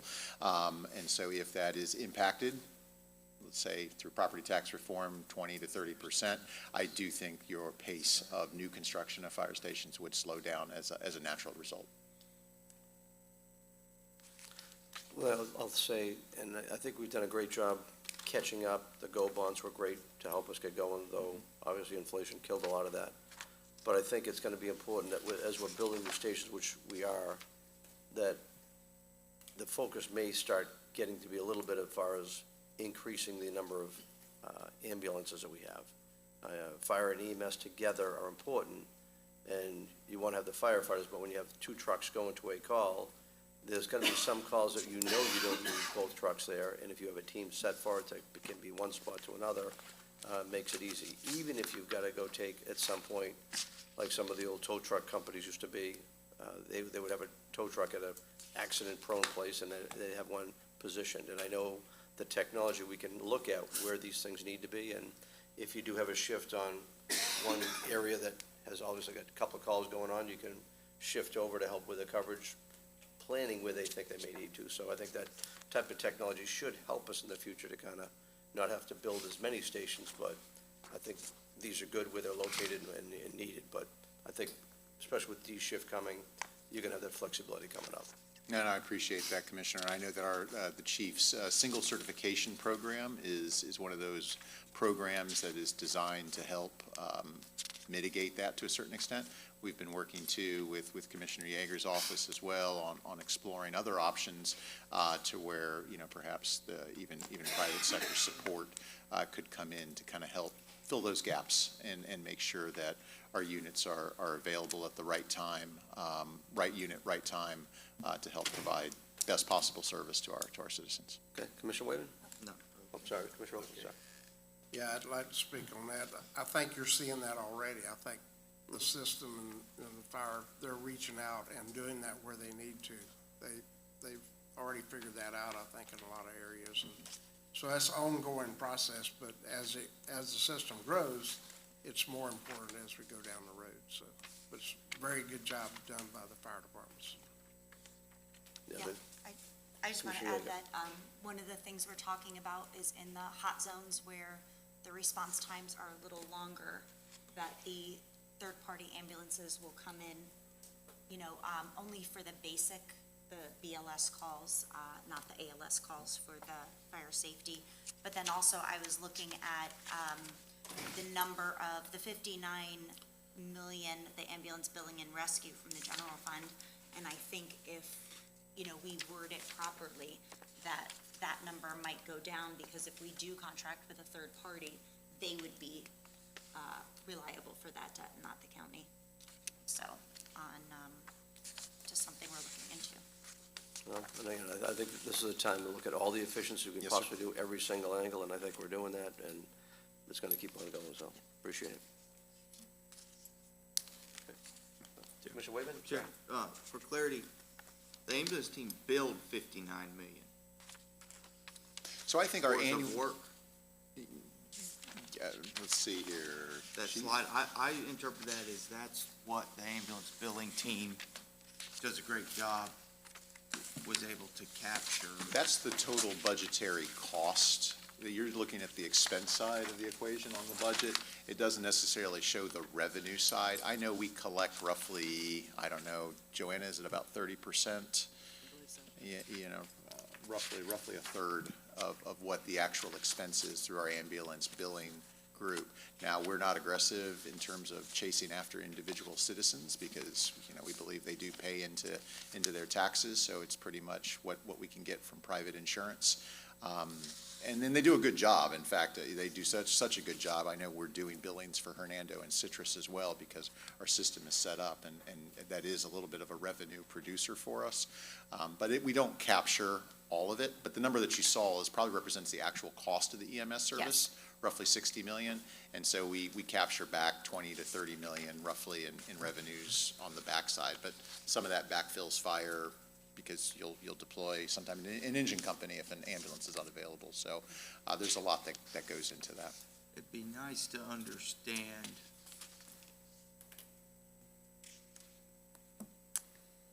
where the system is being gamed by payers. And then for our team to understand, if they don't already, how to compete in that game, so to speak. Insurance is just a game. We can report back on kind of what we know, and maybe there's things that we don't know that we do need to explore, so that's a good point. I wouldn't be surprised if the insurance tries to find ways to, well, stick it to the taxpayer versus their own, so, sure you know somebody out there who can help us box them, maybe Morgan & Morgan. Insurance companies are supposedly scared of those guys.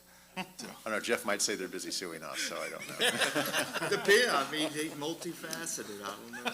Well-diversified organization. Well, I think an important thing you just bring up, if we're only collecting 30% of the revenue, you've got all the taxes in place, from the way you've got the budget set, is there any extra money going into that we're not seeing that helps offset this, or? Well, it's offset. I mean, it goes into factoring what we charge for the millage and how we balance that. I mean, it's definitely counted on as a revenue stream. You know, so, I mean, the short answer is yes, it is accounted for. Okay, so ad valorem, MSTU, it's all put in there. If we didn't have it, we would have, you know, a $20-30 million hole that we would have to fill somewhere else, and that would either be through millage, other charges, et cetera. I just want to make sure that as the state does what they're going to do in the next year coming up, as far as if this does pass, what the effect's going to be to it, and then make sure that we're not having a section of money that didn't get accounted for because it was taken care of a different way, that they know that fire EMS costs this much money, that we're making sure that's protected as well. I think I understand. Okay. Thanks. And not to belabor the point, but I will a little bit. We were projecting an increase in that revenue for FY27, and the biggest reason for that increase is the collection rate increase, meaning the team's doing a better job. The volume's not necessarily the driver behind their revenue increase. It really is their collection rate improving. So the team does continue to improve year over year, and so a little bit more of that revenue is coming back to us. We bought them baseball bats. I didn't say that. For the record. I thought you just had little squares on each. That's coming. All right, so now when we look at the Parks Capital Improvement Plan, so the two things that fund this are impact fees and penny for Pasco. And the penny for Pasco funds that first line right there, the environmentally protected lands. And so that's where Keith and the team is able to come in and buy some of those parcels. And often what happens is we'll collect revenue for a bit until property becomes available, and then we're able to acquire that piece of property. And so what you're seeing here is not necessarily a spend plan, but what you're seeing is their penny for Pasco revenue projections over the next 5 years. And then again, as that land becomes available and ready for purchase, that's when the team goes in and does their work. Yes, Commissioner? Quick question, what's our ROI on the cabins? Do we know? Sean McGarvey, acting for Kathy Pearson. I'll look to the Parks Department, but we can get you that information and respond to that. So I'll go a little further. I asked a question yesterday when we were briefed on it. So these cabins, they get hit by the storm? Is that where we're replacing them? So one of the things that I want to make sure, if we're going to build more cabins back, that they're up safer. If they need to be in a better spot, so be it. You know, we have people that have to rebuild. If they're 49%, or now 50%, that we make them raise everything up. I think we should just be looking, we don't get hit in case it ever happens again, to make sure we're protecting it. I will just say that there's if anyone goes to Sunwest Park, and you can actually see it in Port Richey, but right now at Sunwest Park this weekend at Scholar Fest, we actually had them take a trailer, kind of like we had for Mercy surplus vehicles, and they've converted the trailer, and this one has to be a two-bedroom, and they've taken bathrooms on both ends. In the middle is a great living quarters. It sits up high, and the great thing about the trailer is it has a big platform around it. There's like a big seating area in the front and then the side area, easy to get into. But the best thing about it is you can actually just take the staging off and then take the porch down, and you can just hook it up to a trailer and tow it away. I see a lot of that coming up at Sunwest in the future, you'll see, but with all these surplus vehicles, I've asked Eric and the team to go out and find out where these things are, what it takes, and we may go take a look at renovating these, put them out there, and then you want to talk about revenue? If they're out there, it could be huge for us. So it could be something coming up, but, again, I want to make sure these cabins, if we're gonna redo them, that they're up high, safe, so they're, above the flood zone. Administrator Carbala asked that question yesterday, and we confirmed that the locations are being recited, and TJ Pichet can speak to that in a little more detail, sir.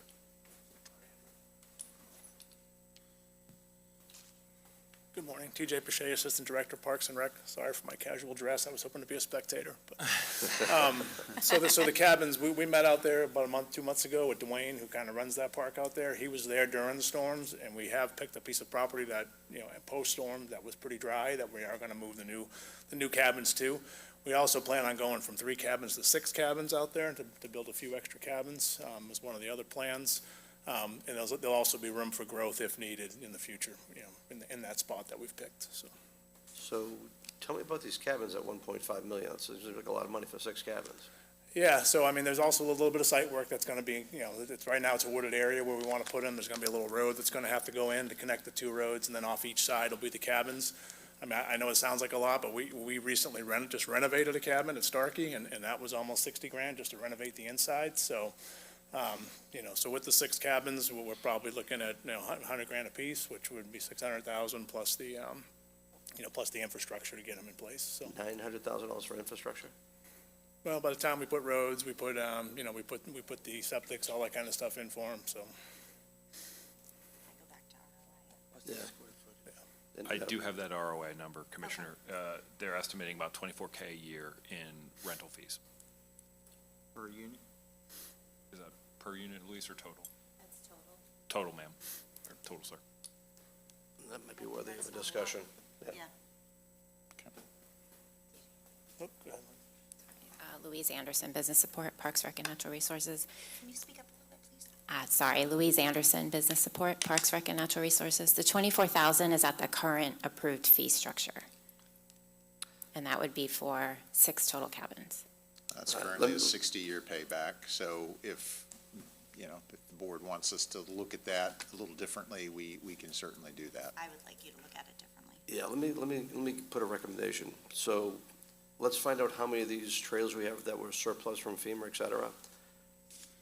They say that for probably like 2 or 3 grand, maybe 4 grand, 5 grand, depending how bad they are, they can actually renovate these things, put them on a trailer, so if a storm does come, instead of worrying about it getting wiped out, we hook it up and get out of there. So do we still have those trailers? Oh, we do? Yeah, we have a little over a dozen. Please come up and take a look at this thing. You'll see it. It'll kind of open your eyes to say, you know what, this makes a lot more sense. And then, instead of spending a lot of money on infrastructure, et cetera, that's the bulk of this whole thing. Now I can spend probably 10 grand at the most, let's say 5 grand per trailer, hook them right up. They can hook up to the stuff that's already there. And if a storm comes, they're out, they're safe, and you can put that safe spot. Okay. Commissioner Waitman. Forgive me if we don't have RV hookups out where this location is today. We do have RV hookups today at Withlacoochee, yes. How many? I want to say that maybe there's about 20, but don't quote me on that. I think there's around 20. Yeah, that's in the campground campground area. Is that pretty full? Is that in I the think different wintertime? times of year it is, yeah. I think it all depends. I always on have the time trouble of getting a reservation.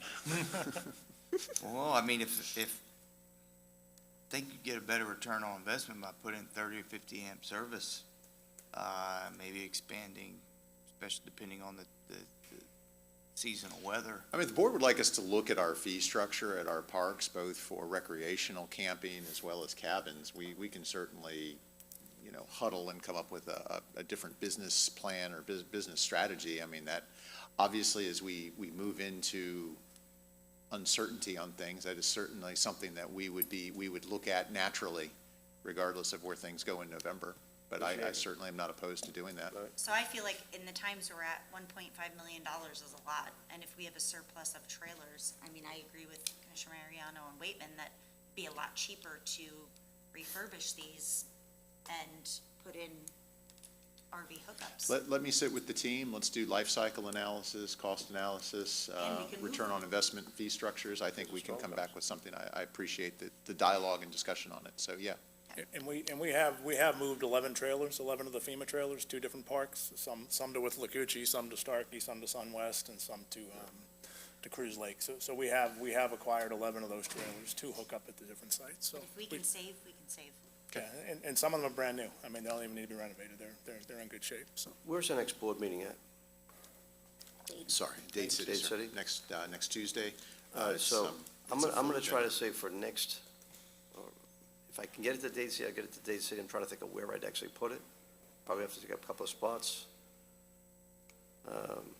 Maybe if I put it over Premier? If you just let me know where you want to put it, we can make I'll- arrangements. Let's put it in Mike's spot. Put it in one of the electric spots and plug it in. So what I'll do is I'll work with this vendor that brought it up there. I'll have it out there so we can actually take a look at it during break, and then you kind of get a full picture of what's out there and what can be done. If you could just have your staff coordinate with Mr. Okay. Breitenbach, we'll figure that out. All right, thank you. All right, and then, so we often talk about the expense pressures that we feel on our budget, and we talk about inflation. And so our capital infrastructure is one of the places where we feel that inflation the most. And so an example of that is the Bob Thomas Memorial District Park, where we did in '25, we went and got a bond for that, roughly $28 million, and you'll see we need another 10 now that we're getting to the construction bit of it, and those construction costs have escalated since we went for that bond deal. That's just kind of a testament to the times we're in. Can we get did we get a full presentation on that park yet? I don't believe so, sir. I would like to have that. I mean, I thought Keith did at least make some initial presentations at the Parks Workshop we had 2 workshops ago. So this is the big district park of VOPH? This is the. Two Rivers? Oh, I'm sorry, I thought you were talking Two Rivers. Bob No, Thomas. Yeah, Two Rivers. I'm just making sure I'm not getting this, because I know we heard one on the VOPH. Yes, sir. but- Bob Right. Thomas is the Two Rivers Park. Okay, so yeah, I think we should get a presentation on that. Not today, but, okay. So Bob Thomas, we don't have it, we're in the process of picking the design firm now. We have shortlist ready next week, designers, so we don't have a designer on board yet. We have a conceptual picture of Bob Thomas. Let's look at the conceptual. Thanks.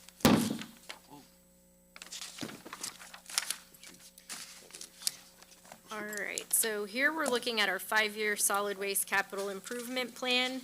And you'll see that the majority of the investment here, again, is in maintaining what we have. So you're looking at our waste to energy, R&R program is the biggest chunk of the $46 million 5-year plan for solid waste. I'll just let you guys sit with this slide for a minute and see if there's anything you want to talk about. I think Kevin covered the beneficial ash facility construction and startup, the benefits to that.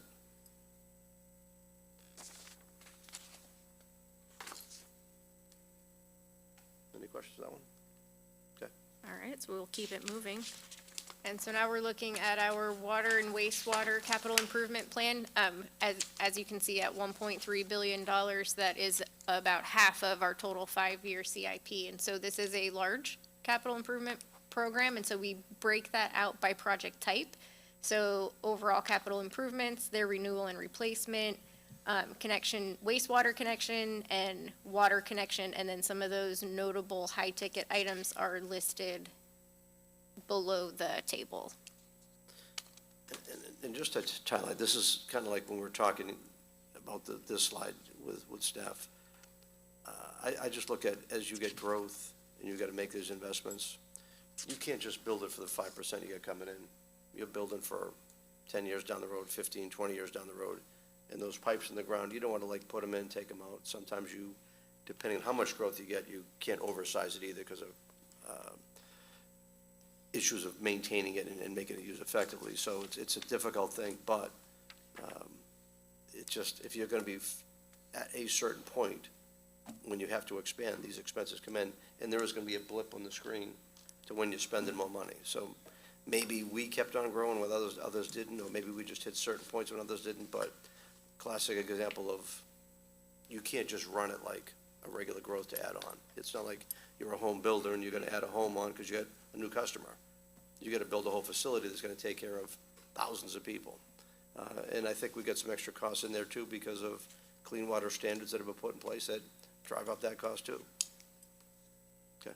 Yep, and it's, with this capital improvement plan, it's important to note that the four-year rate study does account for this program, and it's also accounting for projecting, for some future debt to also, handle and finance portions of this improvement plan. And all of that's been factored into the rate study. All right, so now we're gonna take you down a journey of roads. Oh, no one left. All right. It's not my assistant director throwing me a bone. All right, so let's talk our transportation engineering capital. And now you'll remember that about 2 hours ago, I pointed you to all of the handouts that are in your packet. The handouts in your packet are all the details behind the next handful of slides that we're gonna look at. Now, it's important to note that we're not just talking about the projects that are under the county's purview, but we're also gonna be talking about projects that the developers and FDOT are also performing in the county. And so we wanted to break out here, if you look at lane miles being built by the county and lane miles being built by the developers, you'll see that we're sharing some of the burden of the growth that's needed in infrastructure related to how our county and our population is growing. So let me just talk to that just for a second. So a few years ago, we used the spray jet technology, which, by the way, as far as for Branford and then Jason and the team, I think it's a technology that at 0.05% of cost, it's a 30% more efficient bond rating. We should be doing every road that way to make them last longer so we can even stretch out these roads' performance better.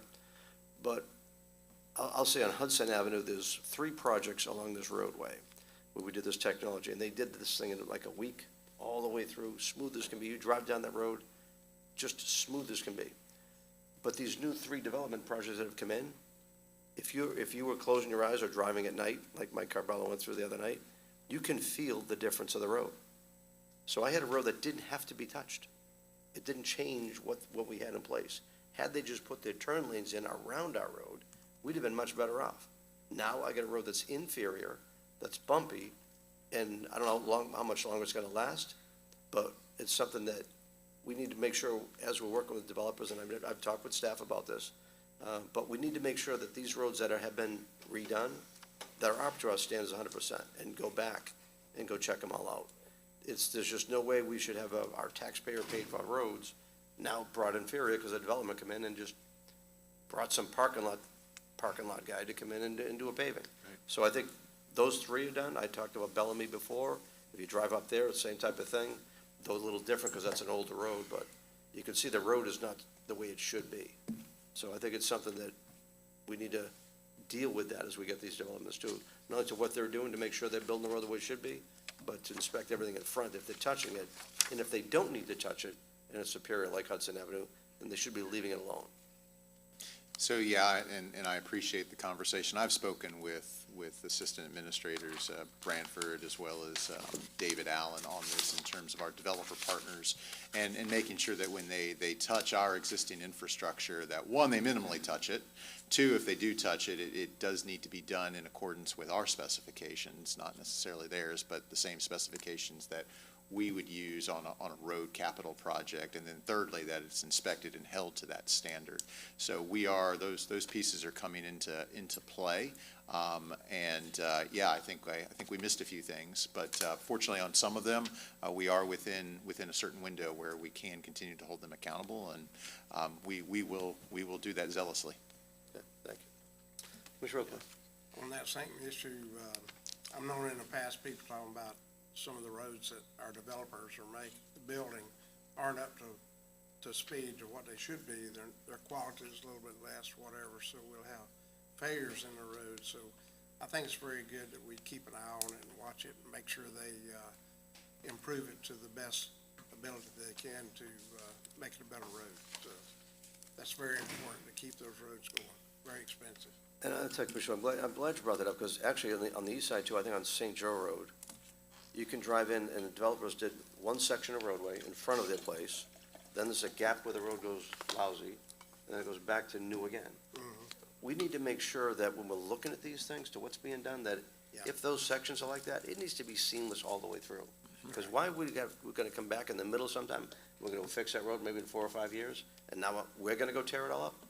We gotta be working smarter and make them work smarter with us. I think that's right, and I've spoke to others about, with staff about possibly a couple of roundabouts out in the St. Joe area that will slow people down, slow traffic down, and move through. We won't have accidents like we've had in the most recent past, that people get killed because they run stop signs and things of that nature, but it'll actually benefit that St. Joe area and the roads. But yeah, I agree.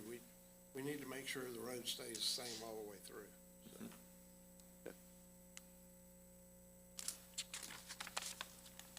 All right, so when we talk about our very complex road program, we also wanted to make sure that the board and the public understood the prioritization process that happens behind the scenes that helps dictate what makes it into that 5-year funding program.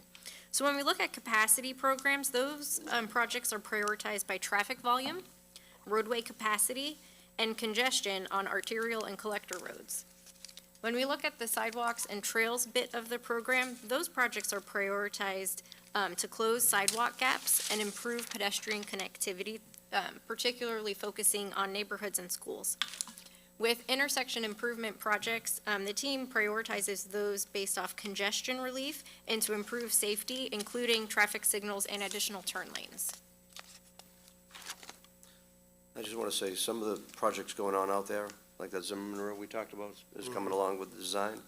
But they just did a road called Johnson Road. You guys remember it was on the list for a long time.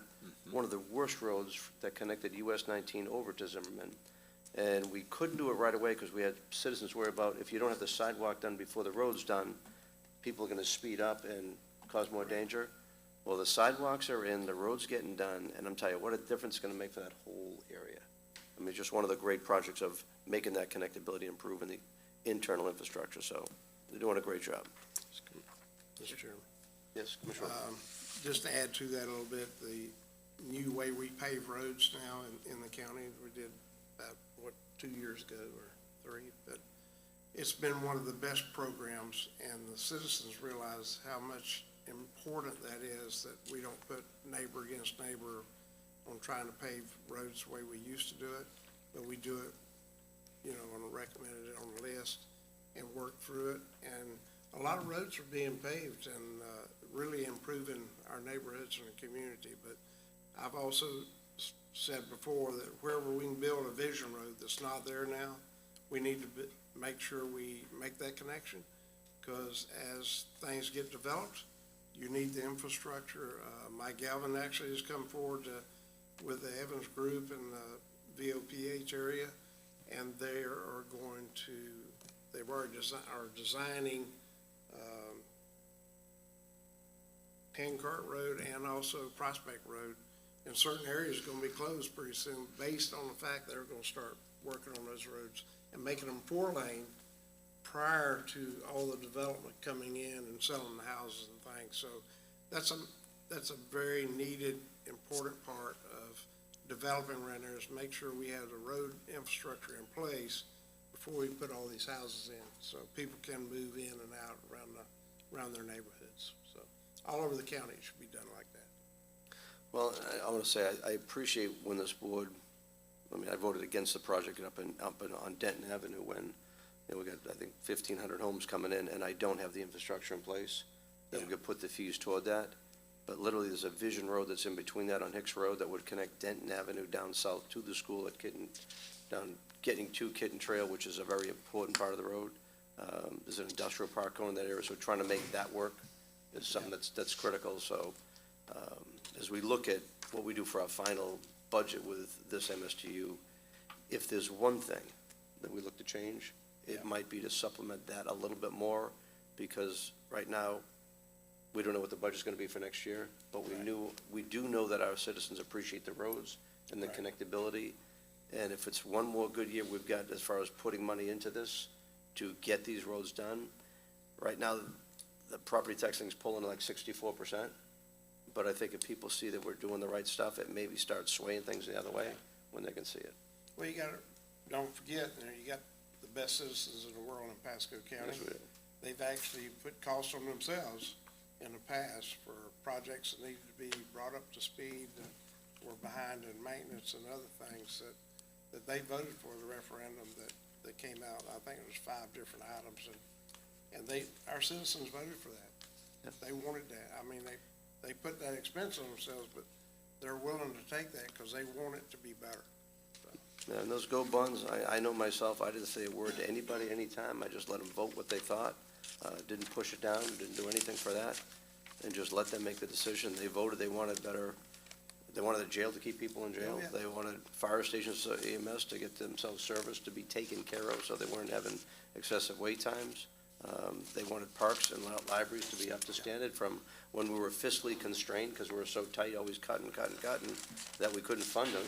And then when they fall in disrepair, they voted to go get themselves up. So it's definitely something I think that we're different, but I think we should also be taking a look at what citizens want. And again, when you look at the paving assessment program started 30-some-odd years ago, it was out of desperation because they didn't want the taxes to go up. Well, by doing that, put us in a bad spot, and like you say, neighbor to neighbor, and the inefficiency of doing it that way with the whole process and the extra expense, this is a much better way to go. And I think now's the time to at least put one more push forward to try to show the people about this is why what we're doing is important and doing it well. Yeah. Okay. All right, so what does this complex capital program look like in terms of dollars? So you'll see here we've got 5 years broken out by different categories, so capacity, major maintenance, multimodal or pedestrian, safety, intersections, signals, and then street lights. And again, you all have printouts of all of the very, I'm gonna say this wrong, nitty-gritty details. I may have gotten it right, I don't know.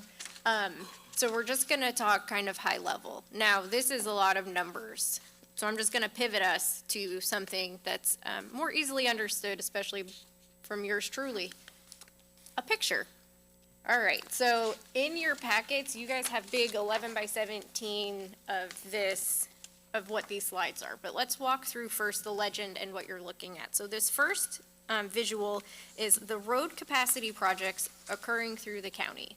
Now, I want to make one distinction. It's not every project that's currently under construction, but these are the projects that will have some funding, either additional or for the first time funded in the 5-year CIP. Now let's walk through the legend. So where you're seeing the thinner lines, this is where the developers or FDOT are overseeing these projects. The thicker lines are the projects under the county's purview. Now, if you see a line that's blue, this means that this project is getting funding for the first time in our CIP. Amy?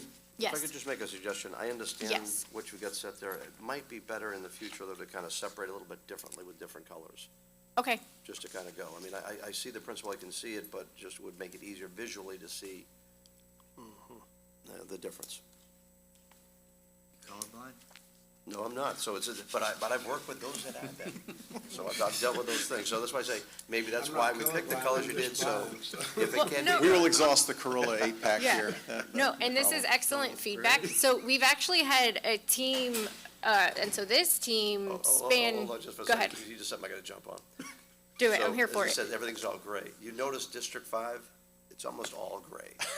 When I asked for DR money coming up to take care of my roads that are already in there, you can see that I should get some extra capital capacity, Can't just say saying. I didn't help you, right? You did, you did. The east side's growing a little faster than you are. so we're- And again, I'm not looking for capacity, but I want my storm damage roads fixed. Thank you. Go ahead.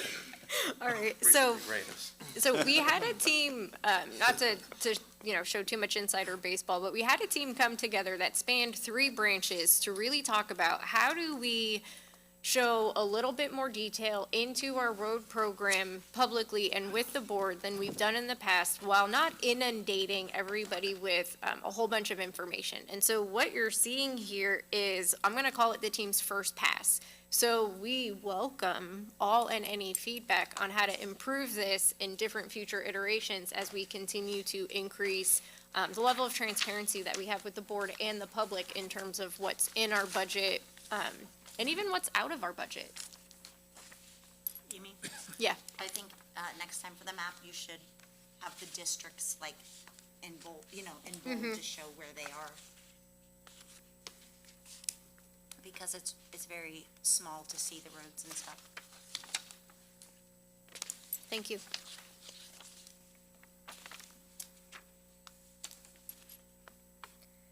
All right, so then if I switch to the next map, so the legend here is the same. It's the same kind of concept. And what you're looking at are the sidewalk and trail projects that are occurring throughout the county in the next 5 years. And if you could just go back to one slide, Yeah. This is a little bit different than I was looking to get to a certain point, but when I look at State Road 52 and 41, with the improvements going on, and you got, it looks like it's red for FY '31. And you've got, it looks like construction's in the CIP for the rest of it. I mean, that one link right there is probably gonna be a major blocking point of traffic back and forth again, just like it was the previous few years till we fixed that intersection of 5241. I know DOT doesn't have it in their budget, but somehow that's gotta happen. And I'll just touch quickly on, it's the blue line up on County Line Road. So maybe now that we have Representative Holton coming back to the county commission, if that happens, that'll draw some more attention to up there, but I'm gonna talk about what I heard, and if you guys heard something different, so be it, but I just think it's something that we need to address as a commission. I mean, that road doesn't affect any other district but mine, but it's a road that affects the other county above it. They got money through the feds for intersection improvements when they didn't want to do County Line Road 20-something years ago, because I wanted to do the road all the way through. They just did intersections. But that road section that's right in there, they wanted, I think it was us to put up 10 million, and someone can correct me if they know the right numbers, but 10 million apiece for each county, and then they wanted us to borrow the 45 million and pay them back for that. Now, I'm gonna say that if they have the money out there for us to borrow the money from them, that, And then pay them back. and then pay them back, they should be paying for that road, period, and make it part of their thing. Why are we second fiddle to everything else that gets done? So if anybody wants to touch on that? Yeah, I can bring Nick up. I mean, generally speaking, for the overall project, FDOT is funding the design of the project. We are sharing right-of-way costs, so it's, so in addition to the $4.5 million for design, FDOT is also bringing another $10 million to the table for property acquisition, which is about half of the estimated cost. We're sharing the remaining 10 with Hernando County, 50-50. And then there is another 10 million coming in as a construction grant. But to your point, there is about $45 million that's coming in the form of an SIB loan. I don't know, Nick, if you could, or if somebody could talk a little bit more about the details associated with that and how that program works. That would be probably helpful for the board. Sure. Nick Uran, County Engineer. Briefly, I hear you. The State Infrastructure Bank is made available so that communities like ours who can't fully fund the full cost of construction, and the shortfall is estimated to be 45 million, can borrow that money and then pay it back over time. That's a fiscal year 30 or 31 decision. So we're going to be chasing external grant funds in the interim to try to avoid borrowing that and having to repay it. That's the strategy we have in place today, but I hear you that we ought to do better and see if we can bring external dollars to bear and reduce that load on our county. But the state infrastructure bank, is that essentially a revolving fund? How does It that, is, how does yeah. that work? The state created, I mean, this is a little out of my expertise, but the state created a rolling fund to allow for advancement of infrastructure dollars and then replenishing that fund as those repayments are made over time. How long is it And gonna take to? by the way, that's what we used for State Road 56. I'm sorry for that. That's okay. But that's how we did the extra 2 lanes. We borrowed that money. All right, so how did, how long is it gonna take to do the design, and then how long to do the right-of-way? Design is underway, Okay. and DOT is managing that, fully funding it, no contribution from the counties. Right-of-way acquisition is estimated at $20 million over 2 years. Okay, but the timeline? Yeah, What's the timeline for the first? Design should be complete within 12 to 18 months, Okay. ballpark. So Yeah. we've got time, and frankly, I think this is gonna be, is considered already an evacuation route. And maybe we can reach out with the feds, with our federal lobbyists, and start working that angle now. And that may give us enough time to draw some money from them. It's a great point, because sometimes projects that are under construction, like when we say, oh, there's federal grant money available, let's go get money for Ridge Road. We're building it, we know it's expensive, it's too late at that point to apply, because we're already in the process, we've already gone past the milestones. Okay, Commissioner Yeager? Yeah, and, Mike, you know I bring this up every week, and, to Commissioner Mariano's point, that area of 52, in the red for FY '31, if that's an evacuation route also, I mean, could we try and go after funding for that too? Because when you're in Dade City, I mean, it's wide open, and then you get down to 2 lanes right there, and I mean, it just bottlenecks, you're not moving. That's right. Yeah, So when you hit Bellamy, the bottleneck, so DOT will address the bottleneck at Bellamy Brothers. The yellow line is funded for construction. They're intending to award those construction contracts within the yellow segment from east of 41 all the way to Old Pasco Road. They're hoping to award those construction contracts next summer. So that yellow segment will go to 4 lanes from east of a road on the north side called Secretariat, all the way through Bellamy, and then at Bellamy, it'll actually widen out to 6 lanes and become a 6-lane road from Bellamy to Old Pasco. So what about when you're, The hourglass is the red piece, the piece just east of US 41. Yeah. Yeah, that's the piece that, because it's about a $35 million construction project, the DOT was not able to afford it in their updated 5-year work program. They know it's a priority, we know it's a priority.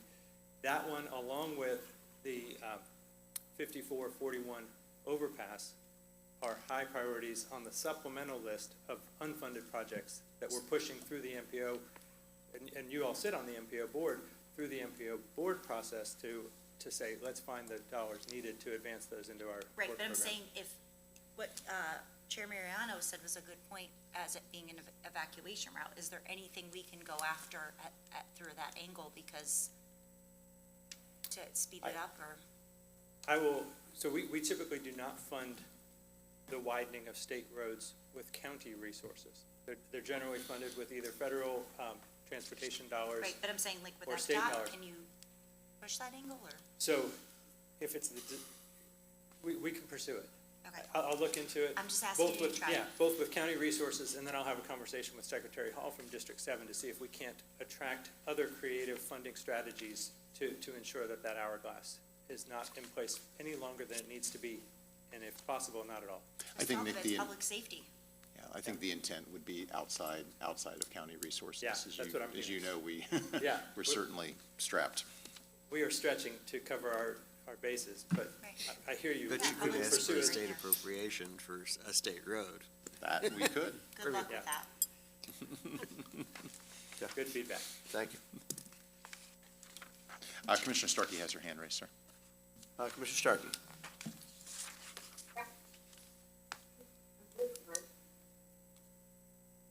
And a question on the next slide. What is that red line? Go back, please.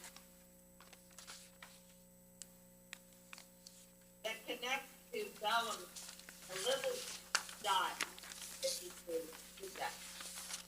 Is that Aaron Cutoff? No, I think she's talking off of Bellamy Road. There appears to be a Vision Road that is dashed. So if you go from 52 north up to Bellamy, there is an intersection, looks like a green and yellow line, and then there is a red dot that appears to be going into, I don't know if that's the Hills development. Hillcrest? Yeah, it could Yeah. be. I'm not certain, Commissioner. I can help with that a little bit. So, I can help with that a little bit. Yeah. So, I think that's a part, like, the developer owns part of the property up to that red line part. Mhm. That red part there is something that's owned by other people that aren't part of the development community, that haven't come to the table yet. That's not a deal Yes. put together to try to make that one happen yet. Gotcha. But that is a thin line, which means that would be done by developer partners. Right, so it's on them, but they're not to the table as yet. Yeah, we're just trying to show the complete picture of capital with the map. David? And if I may, Mike, just very quickly for everybody's benefit, on these maps, what we have shown in the light gray that's not colored is the Vision Road network. And so, again, that's why you see the lines kind of corresponding to what the future build-out is of the future Vision Roads if they're not constructed yet. So that little segment would be, as to the chair mentioned, would be a developer contribution to our Vision Road network. It is in the red now? Yeah. Okay. Because I was seeing a lot of gray and I didn't know what Okay, vision was. then, my next question is when, we go under 75, 56, there's the target. Are we having the developers on to be cheaper? I heard, are we having the developer, and then you cut out, Catherine? It goes from green to yellow, under 75. Oh, yes. David? Yeah, speak to that. yeah, Commissioner Starkey, yeah, that would be developer funded because that is the thinner green line that's shown on the map. And so again, as Amy pointed out, the thickness of the line kind of designates who's building it. In this case, this would be a developer contributed project. But green represents that it is currently under construction, and then yellow would be within the next Yes. 5 years to be under construction. Why aren't we just going ahead and, while all the equipment is there? It would be a developer call on his efficiencies and costs. It's not something that I believe that we're kicking in on. But, I mean, that's certainly kind of the timing is at the preference of the developer. We can look into it Okay, further with the next developer. slide. Mhm. Question on the next slide.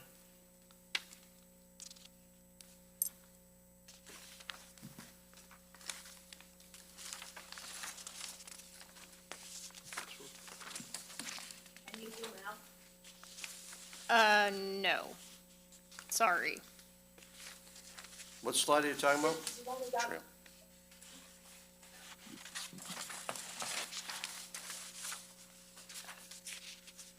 I can't hear. Commissioner Starkey, what slide are you talking about? No, no. I got it. Where is our trail? The Jeff Hills project. The south. I heard Jeff Hill's project. No trails. Maybe she should text you Yeah, the question. let's end this, because we don't have clear communication. Why don't you text what you want to ask to Mike, and then we'll ask those questions. It's like, you're disrupting everything there. Yeah, just go ahead and text me, please, Commissioner. So just text everything to Mike what you want to ask, and we'll go from there. I do want to bring up 1.2.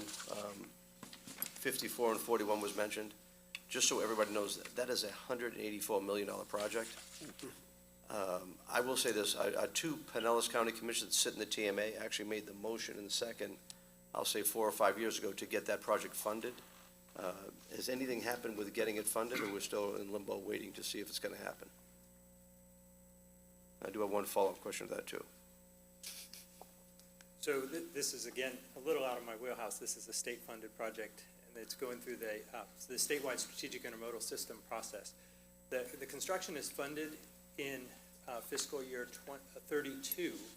So the strategic intermodal system has a 5-year program, and then they have a second 5-year program. So it's in the beginning of their second 5 years. Okay. But it's outside of the 5 years that we would traditionally refer to as our capital improvement program. Oh, that's not bad. It's just outside, but, Okay. you know, We're I mean, it's a- continuing to work through the district secretary and District 7 staff to ensure that it gets advanced into the 5 years and then into the first year, because ultimately we'd like to see it go to construction. All right, but that's much better news than what I thought I might hear, so that's all right. Ms. Cabral. Nick, if you could stay there. Commissioner Starkey wanted to know if you knew the Two Rivers project down south. The commissioner was curious as to, not seeing necessarily any trails there either under active construction or planned. To your knowledge, is there any trail connectivity going on in that development? So let me make a couple of comments on the maps. First comment is a shout out to Justin Caminos and our development services team for compiling, this was a Herculean effort, just compiling all of the obligations that we've assigned to developers through their rezoning applications and the resulting conditions of approval. I'm actually very impressed with the commissioners. You have encyclopedic memories and knowledge of all of the things that you have required people to do. We didn't have a very good database to track all of that content until recently. So that was created, and that's why we were able to present to you a map like this, because we have that in a database format now. Second comment is any place that we are showing roads under construction, those roads consistent with board-approved typical sections will include trails as part of the road capacity component that's being constructed by the developers. Last thing, I'm getting, that was two big picture things. With respect to Two Rivers, the majority of the roads, the north-south roads, both Two Rivers Boulevard and Colston east-west and Lodgegrass on the east, have already been constructed and inspected, so those trails are not shown on the capital improvement program because they're complete. They're done. They're done. That's right. And so that's the last distinction. Something that has recently been constructed will not be shown on this map. We're working to create an accurate existing conditions map so that as projects are finished, the infrastructure and the network connectivity that they create is able to be mapped as an existing facility open to the public for use. Specific to the commissioner's question, and I think we can report back on Two Rivers specifically through separate correspondence. Trails are constructed Okay. consistent with the typical sections in those communities. Great, thank you. So I like to say, Nick, you've done a phenomenal job compiling that, because as I think about it through, I know I talked about the colors not be tweaked, but I want to say the information that is here is absolutely phenomenal. I've never seen anything like this, so thank you for putting all this together and making that step, because it was brilliant to put it together like this, so Well, as appreciate it. Amy mentioned, it was a team effort. Yeah, no, phenomenal, so thank you, team. One last question, Nick. Any on 98 or 301, do we already have trails under construction or currently planned along those areas on the east side? That was Commissioner Starkey asking.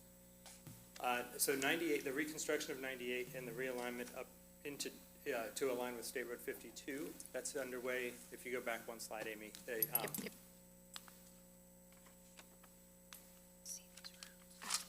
waited too long. I did. The US 98 four-lane widening, the green line on the east side of the map, and the realignment into State Road 52 does include a trail system. They're actually going to be giving us the old segment of US 98 as it comes into US 301, and we're working with them. They're going to be resurfacing that as sort of a transitional, here it is for county maintenance forever. We'll give it to you in good condition. As part of that resurfacing, we'll be including construction of trail facilities on the piece that they're giving to us.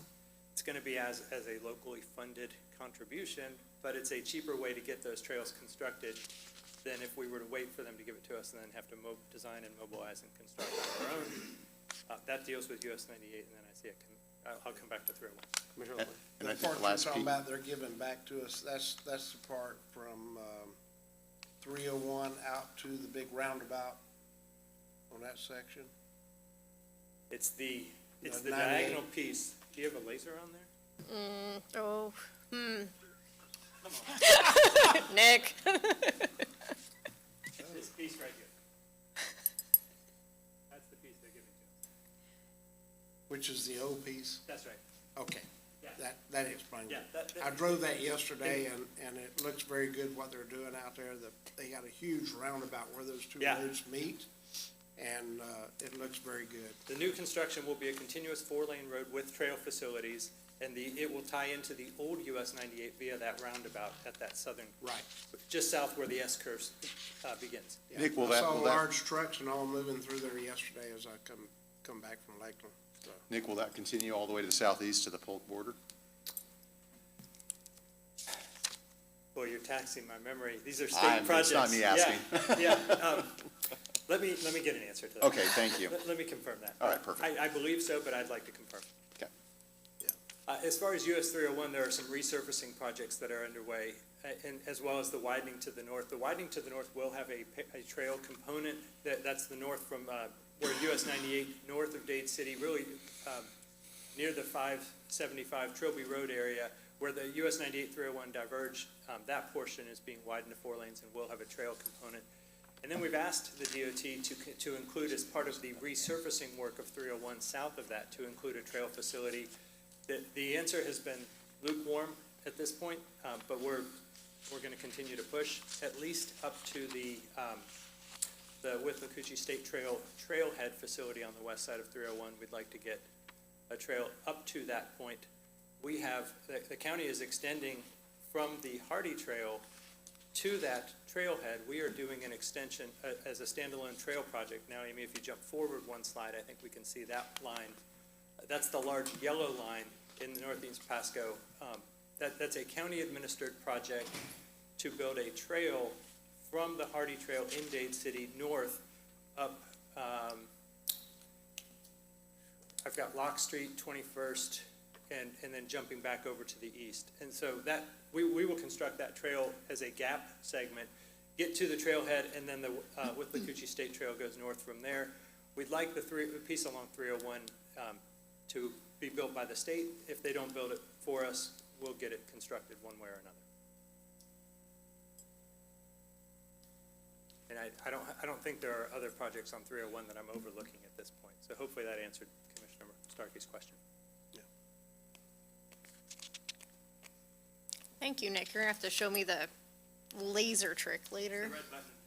Oh, that one? No, duck your head. Ooh, all right, that was fun, thanks. All right, so we have one final map, and the legend is slightly different than the others, mainly because lines don't work for intersections. So we have circles for things that are developer or FDOT projects.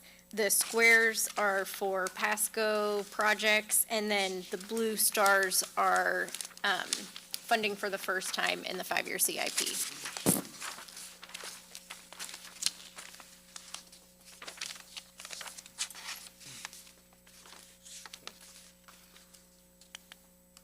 All right, so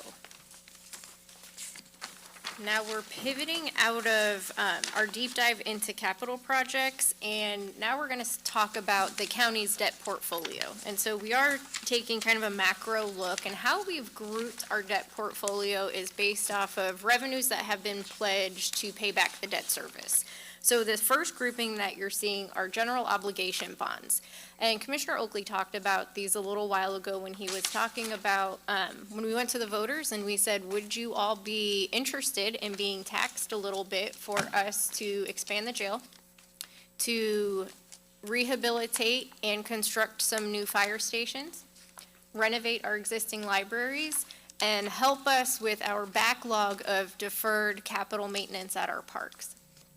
And so we're giving you some information here related to each of those groupings. Now, if you see a range under interest rates, it's because there's more than one issuance that's being paid back by that revenue source.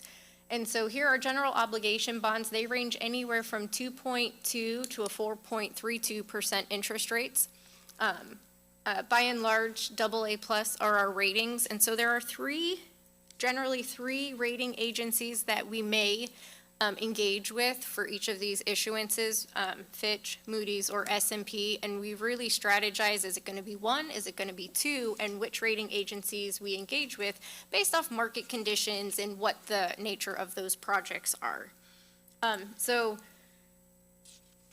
we don't have all of those nitty-gritty, you got it right, details on these slides because we're keeping it kind of that macro view. So we borrowed roughly $194 million outstanding, 183 million for these general obligation bonds. Our annual debt payments are just under 13 million, and those are set to mature in 2050. And so the way the general obligation bonds work is each year, the board adopts millage rates that will fund the annual debt service, principal and interest payments for each of those different, what we call tranches. And so those are millage rates that the board will set the ceiling on next week in trim, and they'll go out as part of the property tax notice. The next grouping is guaranteed entitlement. And so this is a revenue share that comes from the state, and it is one of our revenue streams in the general operating fund. And so we've got, because there's only one interest rate, that tells you there's one bond out against this revenue. It is scheduled to mature in 2034. Our annual payment is about $1 million a year. 3.14% was the interest rate we secured. We borrowed 25 million, we have roughly 13 outstanding, and so you'll see a large kind of slew of projects that we've used this bond for, and it really was just a general county capital bond when we got it. We have refinanced it a couple times, and again, it is set to mature, meaning we'll pay it off in 2034. All right, our half-cent sales tax is another revenue stream that comes into our general operating fund. And so we have a couple bonds pledged against the half-cent sales tax. We're looking at bond ratings of AA+. For those of you who don't know, those are really stinking good bond ratings. Interest rates range anywhere from 2.74% to 4.32%. We're looking at just under 14 million of annual debt payments. We borrowed 121 million with 118 outstanding, looking to mature in 2040. And so part of what those bonds funded, jail expansion and the villages of Pasadena Hills Super Park. And then park impact fees.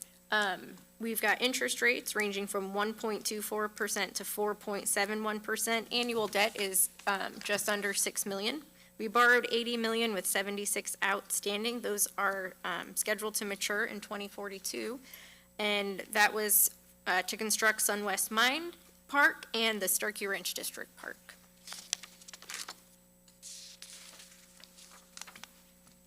All right, second local option fuel tax. You'll see we have a AA rated bond here, and you know it's just one because there's only one interest rate listed there at 2.71%. Annual debt payment is under 5 million. We borrowed 74 with just under 70 million outstanding. And this was for Sun Lake Boulevard from south of Wilton Way to Anchor Dune Drive, and that is slated to mature in 2050. And then our next revenue source that we have pledged is the tourist development tax, and this was for the Wiregrass Ranch Sports Campus. And so our bond ratings range from AA to AA+, with interest rates ranging from 2.37% to 5.42%. Our annual debt service is under $3 million. We borrowed 27. We've got about 23 outstanding, and those are slated to mature in 2037. Amy, could you talk about that for a minute? So what's our revenue right now out there? Are we around 7 million annually? I think we're projecting roughly 7 million annually. 6, 7. Okay, so it's paying for itself. Oh, he did it. I'm sorry, guys. So we're paying for itself positively and paying it down. Yes. Yep. And then, Chairman, you had asked us, when those might be paid off. So our 2021 bond is callable at any time now. That can be prepaid without any penalty. Our 2023 bond, that call date is in 2033. So can't look to pay that one back early until 2033. Just a follow-up on your question. Is that the last one on the debts? We have one more slide. Okay. All right, so solid waste. So this particular bond, we just got it, which is why you're seeing 92 million borrowed and 92 million outstanding. And it was kind of a unique situation for the county where there was a period of time where we had no solid waste debt. So the team worked really hard with our financial advisors and County Attorney's Office to refresh and modernize our debt covenants and update our MTI. And so we got a really good bond rating at AA+, interest at 4.93%. Our annual debt payment is around $6 million, and those are slated to mature in 2056. And then under our water and wastewater, so there's a very complex debt portfolio that I don't think this slide really articulates. And so you'll see bond ranges, but again, really strong ratings from AA to AA+. We've got interest rates ranging from 2.52% to 4%, annual debt payments of $28 million. We've borrowed $250 with just over $207 outstanding, scheduled to mature in 2040. And so this complex debt portfolio funds things like wastewater treatment plant expansions, accusations, what am I saying? Acquisitions, words are hard, and then ongoing utility infrastructure.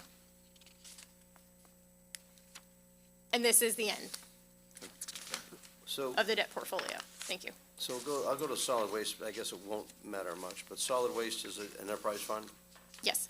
so that really won't be affected as far as bond ratings, or will it, for the county, for the future?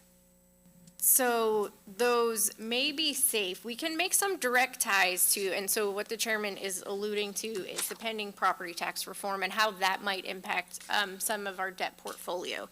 So there's really easy ties to, let's start with general obligation.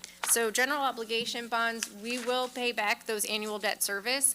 Now, let's say property tax reform passes, let's talk through how that gets impacted, right? So we're gonna have increased homestead exemptions, which means the portion that we need to tax to recoup that annual debt payment of roughly $12.6 million is just going to get spread over the other taxable value bit of properties, which means, layman's terms, increased millage rates, and so those who have less exemption will be paying more in taxes because we need to cover those debt payments.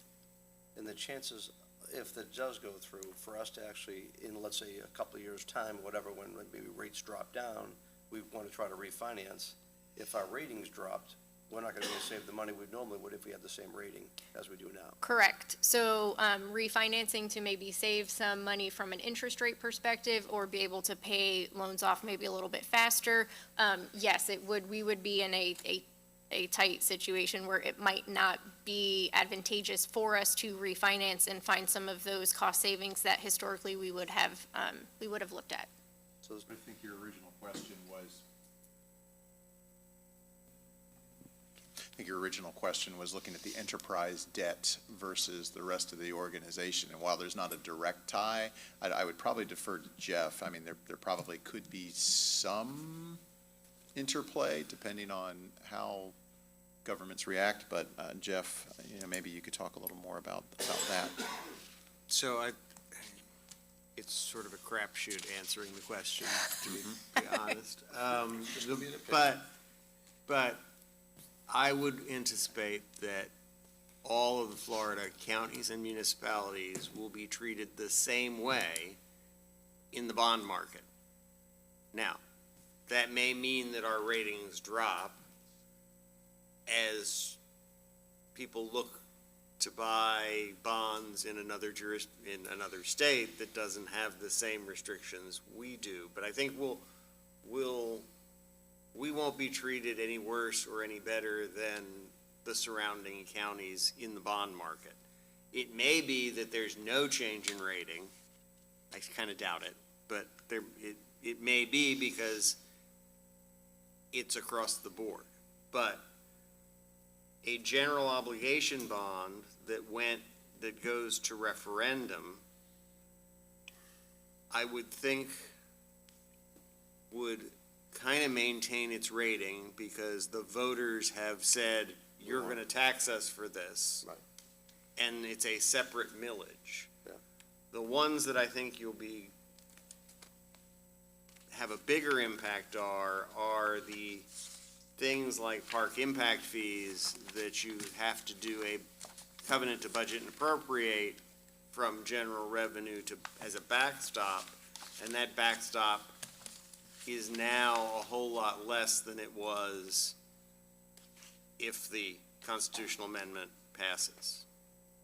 Well, and Jeff, I think also our guaranteed entitlement, half-cent sales tax, because those are revenue streams into the general operating fund, and so they look at things like our debt coverage ratios, and so if we're needing to use more of that revenue stream to offset operations because the tax revenue declined, that's gonna apply some pressure on those types of things as well.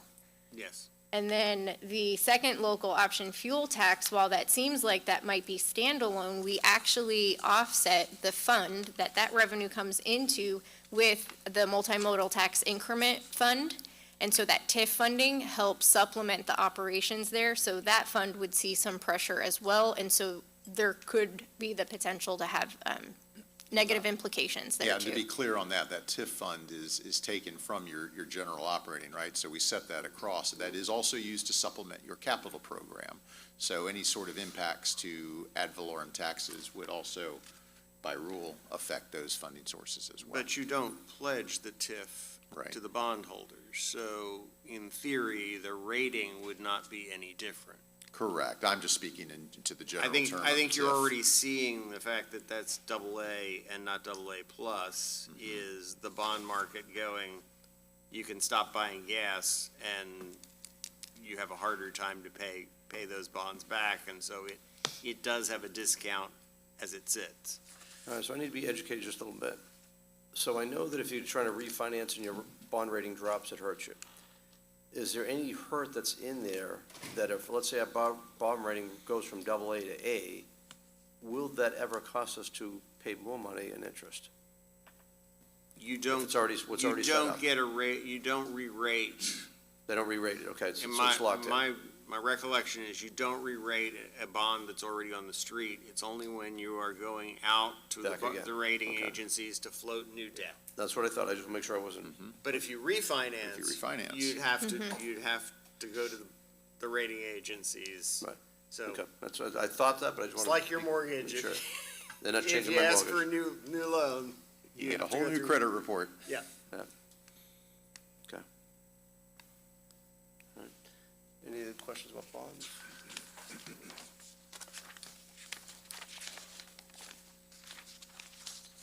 All right, so we had a really good workshop. We talked an awful lot about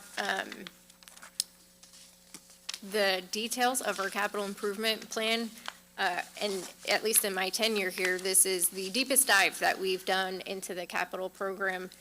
And so I appreciate, first and foremost, the team that's here today to assist. The board had a lot of really good questions, and you all were here ready to assist us. Thank you, because I was not going to be able to articulate even a tenth of what you all did. Well done. And so what did we talk about today? Well, we confirmed the budget cycle touch points, what we've covered, where we're at, and what's left to be done from a body of work perspective. We grounded ourselves in our strategic priorities. We looked at budget updates, and we engaged the board on our major funds, our capital planning, and our debt portfolio. So then the very next step that we'll be taking is next week on Tuesday, we will have the truth in millage, where the board will adopt, again, the ceiling on those millage rates and what will go out on property tax notices in August.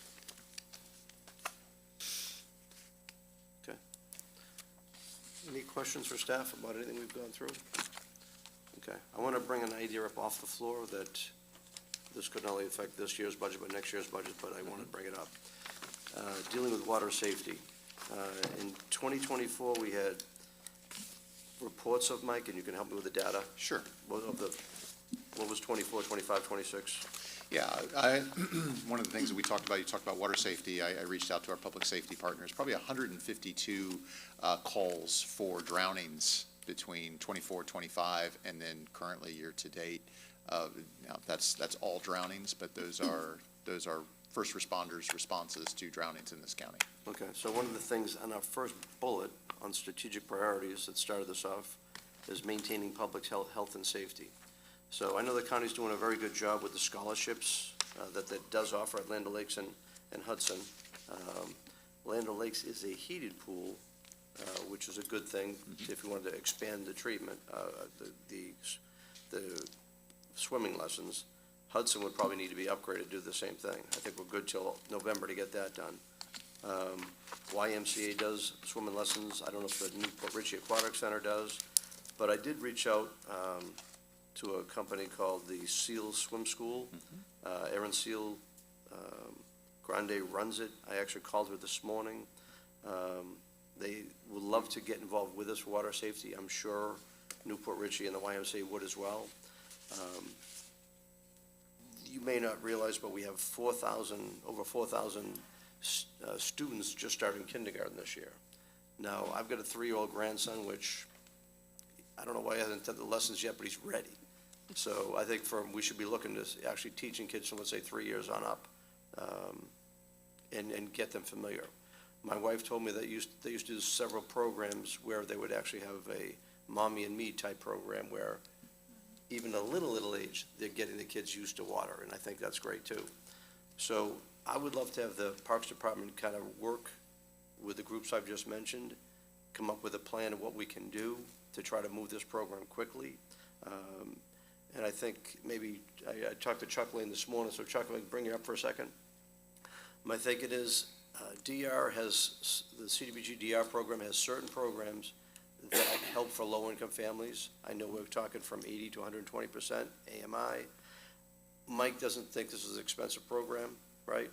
Yeah, not off the cuff, and I think just what you're proposing, Commissioner, is trying to increase our touch points into the community on teaching kids how to swim, quite honestly. Now, we do have some programs right now at our veterans and Land O'Lakes pools. We've run about 1,000, we've run in the past year and a half about 1,000 kids through that. They're cheaper, they're about $40 for a 6-week course. We do offer scholarships, but we have had community partners say, hey, we want to do a little bit more. And I mean, I would like the opportunity to sit with staff and kind of brainstorm on how we can expand that footprint. As I said, Land O'Lakes, that's all just during the summer, right? If you start doing year-round in a heated pool, there's probably some opportunities there. I think there is certainly a nexus with our public safety, even our response times.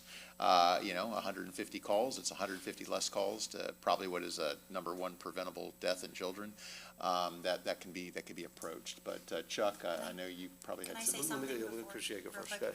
So I want to say something about SEAL Swim School. One, they can start at under 3 years old, and they focus on life saving.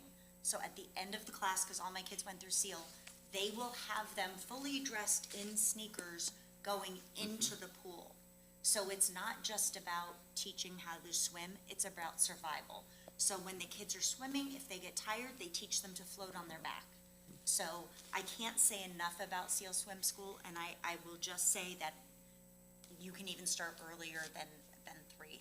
So any way we can partner with them to make this happen would be great. Another thing is if they are low income and they have a pool, maybe we can do some type of, with this, the money, like fencing a baby gate around the pool too. That might be something we explore. So thank you, Chair, for bringing that up, because it really would be amazing if we could do that. Chuck Lane, Office of Disaster Recovery Resources. My compliance team did take a quick look at this after I talked to the chairman this morning, and we do believe we could set up something countywide. I'd like to run that by my HUD rep. At minimum, we could do it in storm affected areas. There are numerous grants out there across the board for this type of thing. My team can look into that, and I think we can find a way, if not exclusively CDBG-GR, we can find a way to patch it together and fund it. Like you said, Mike, I don't think it'd be an expensive task. And because of that, I don't think we'd have to worry too much about the low mod benefit, because we can cover that. It just won't move the needle that much. Yeah. So we'll take that under action with our public services team and report back to the board ASAP. All right, Commissioner Yeager? Maybe, even if there's funding, for life jackets or something like that, anything to help assist the families, giving away free life jackets. We'll look into all aspects of it. Yes, thank you. All right, good. I think this would be a great program for us for the future to just make it better for our citizens, and I think it's definitely what we want to do. Thank you so much. That'd be a good program. Yeah. Okay. Anything else for the good of the board? All right, well, I want to thank the team. Phenomenal job, and again, I think it's nice to have this type of workshop process, because we actually get to thank all our great team members that have done certain things over the years and just keep this county running great. So thank you all very much. We're adjourned. Thank you.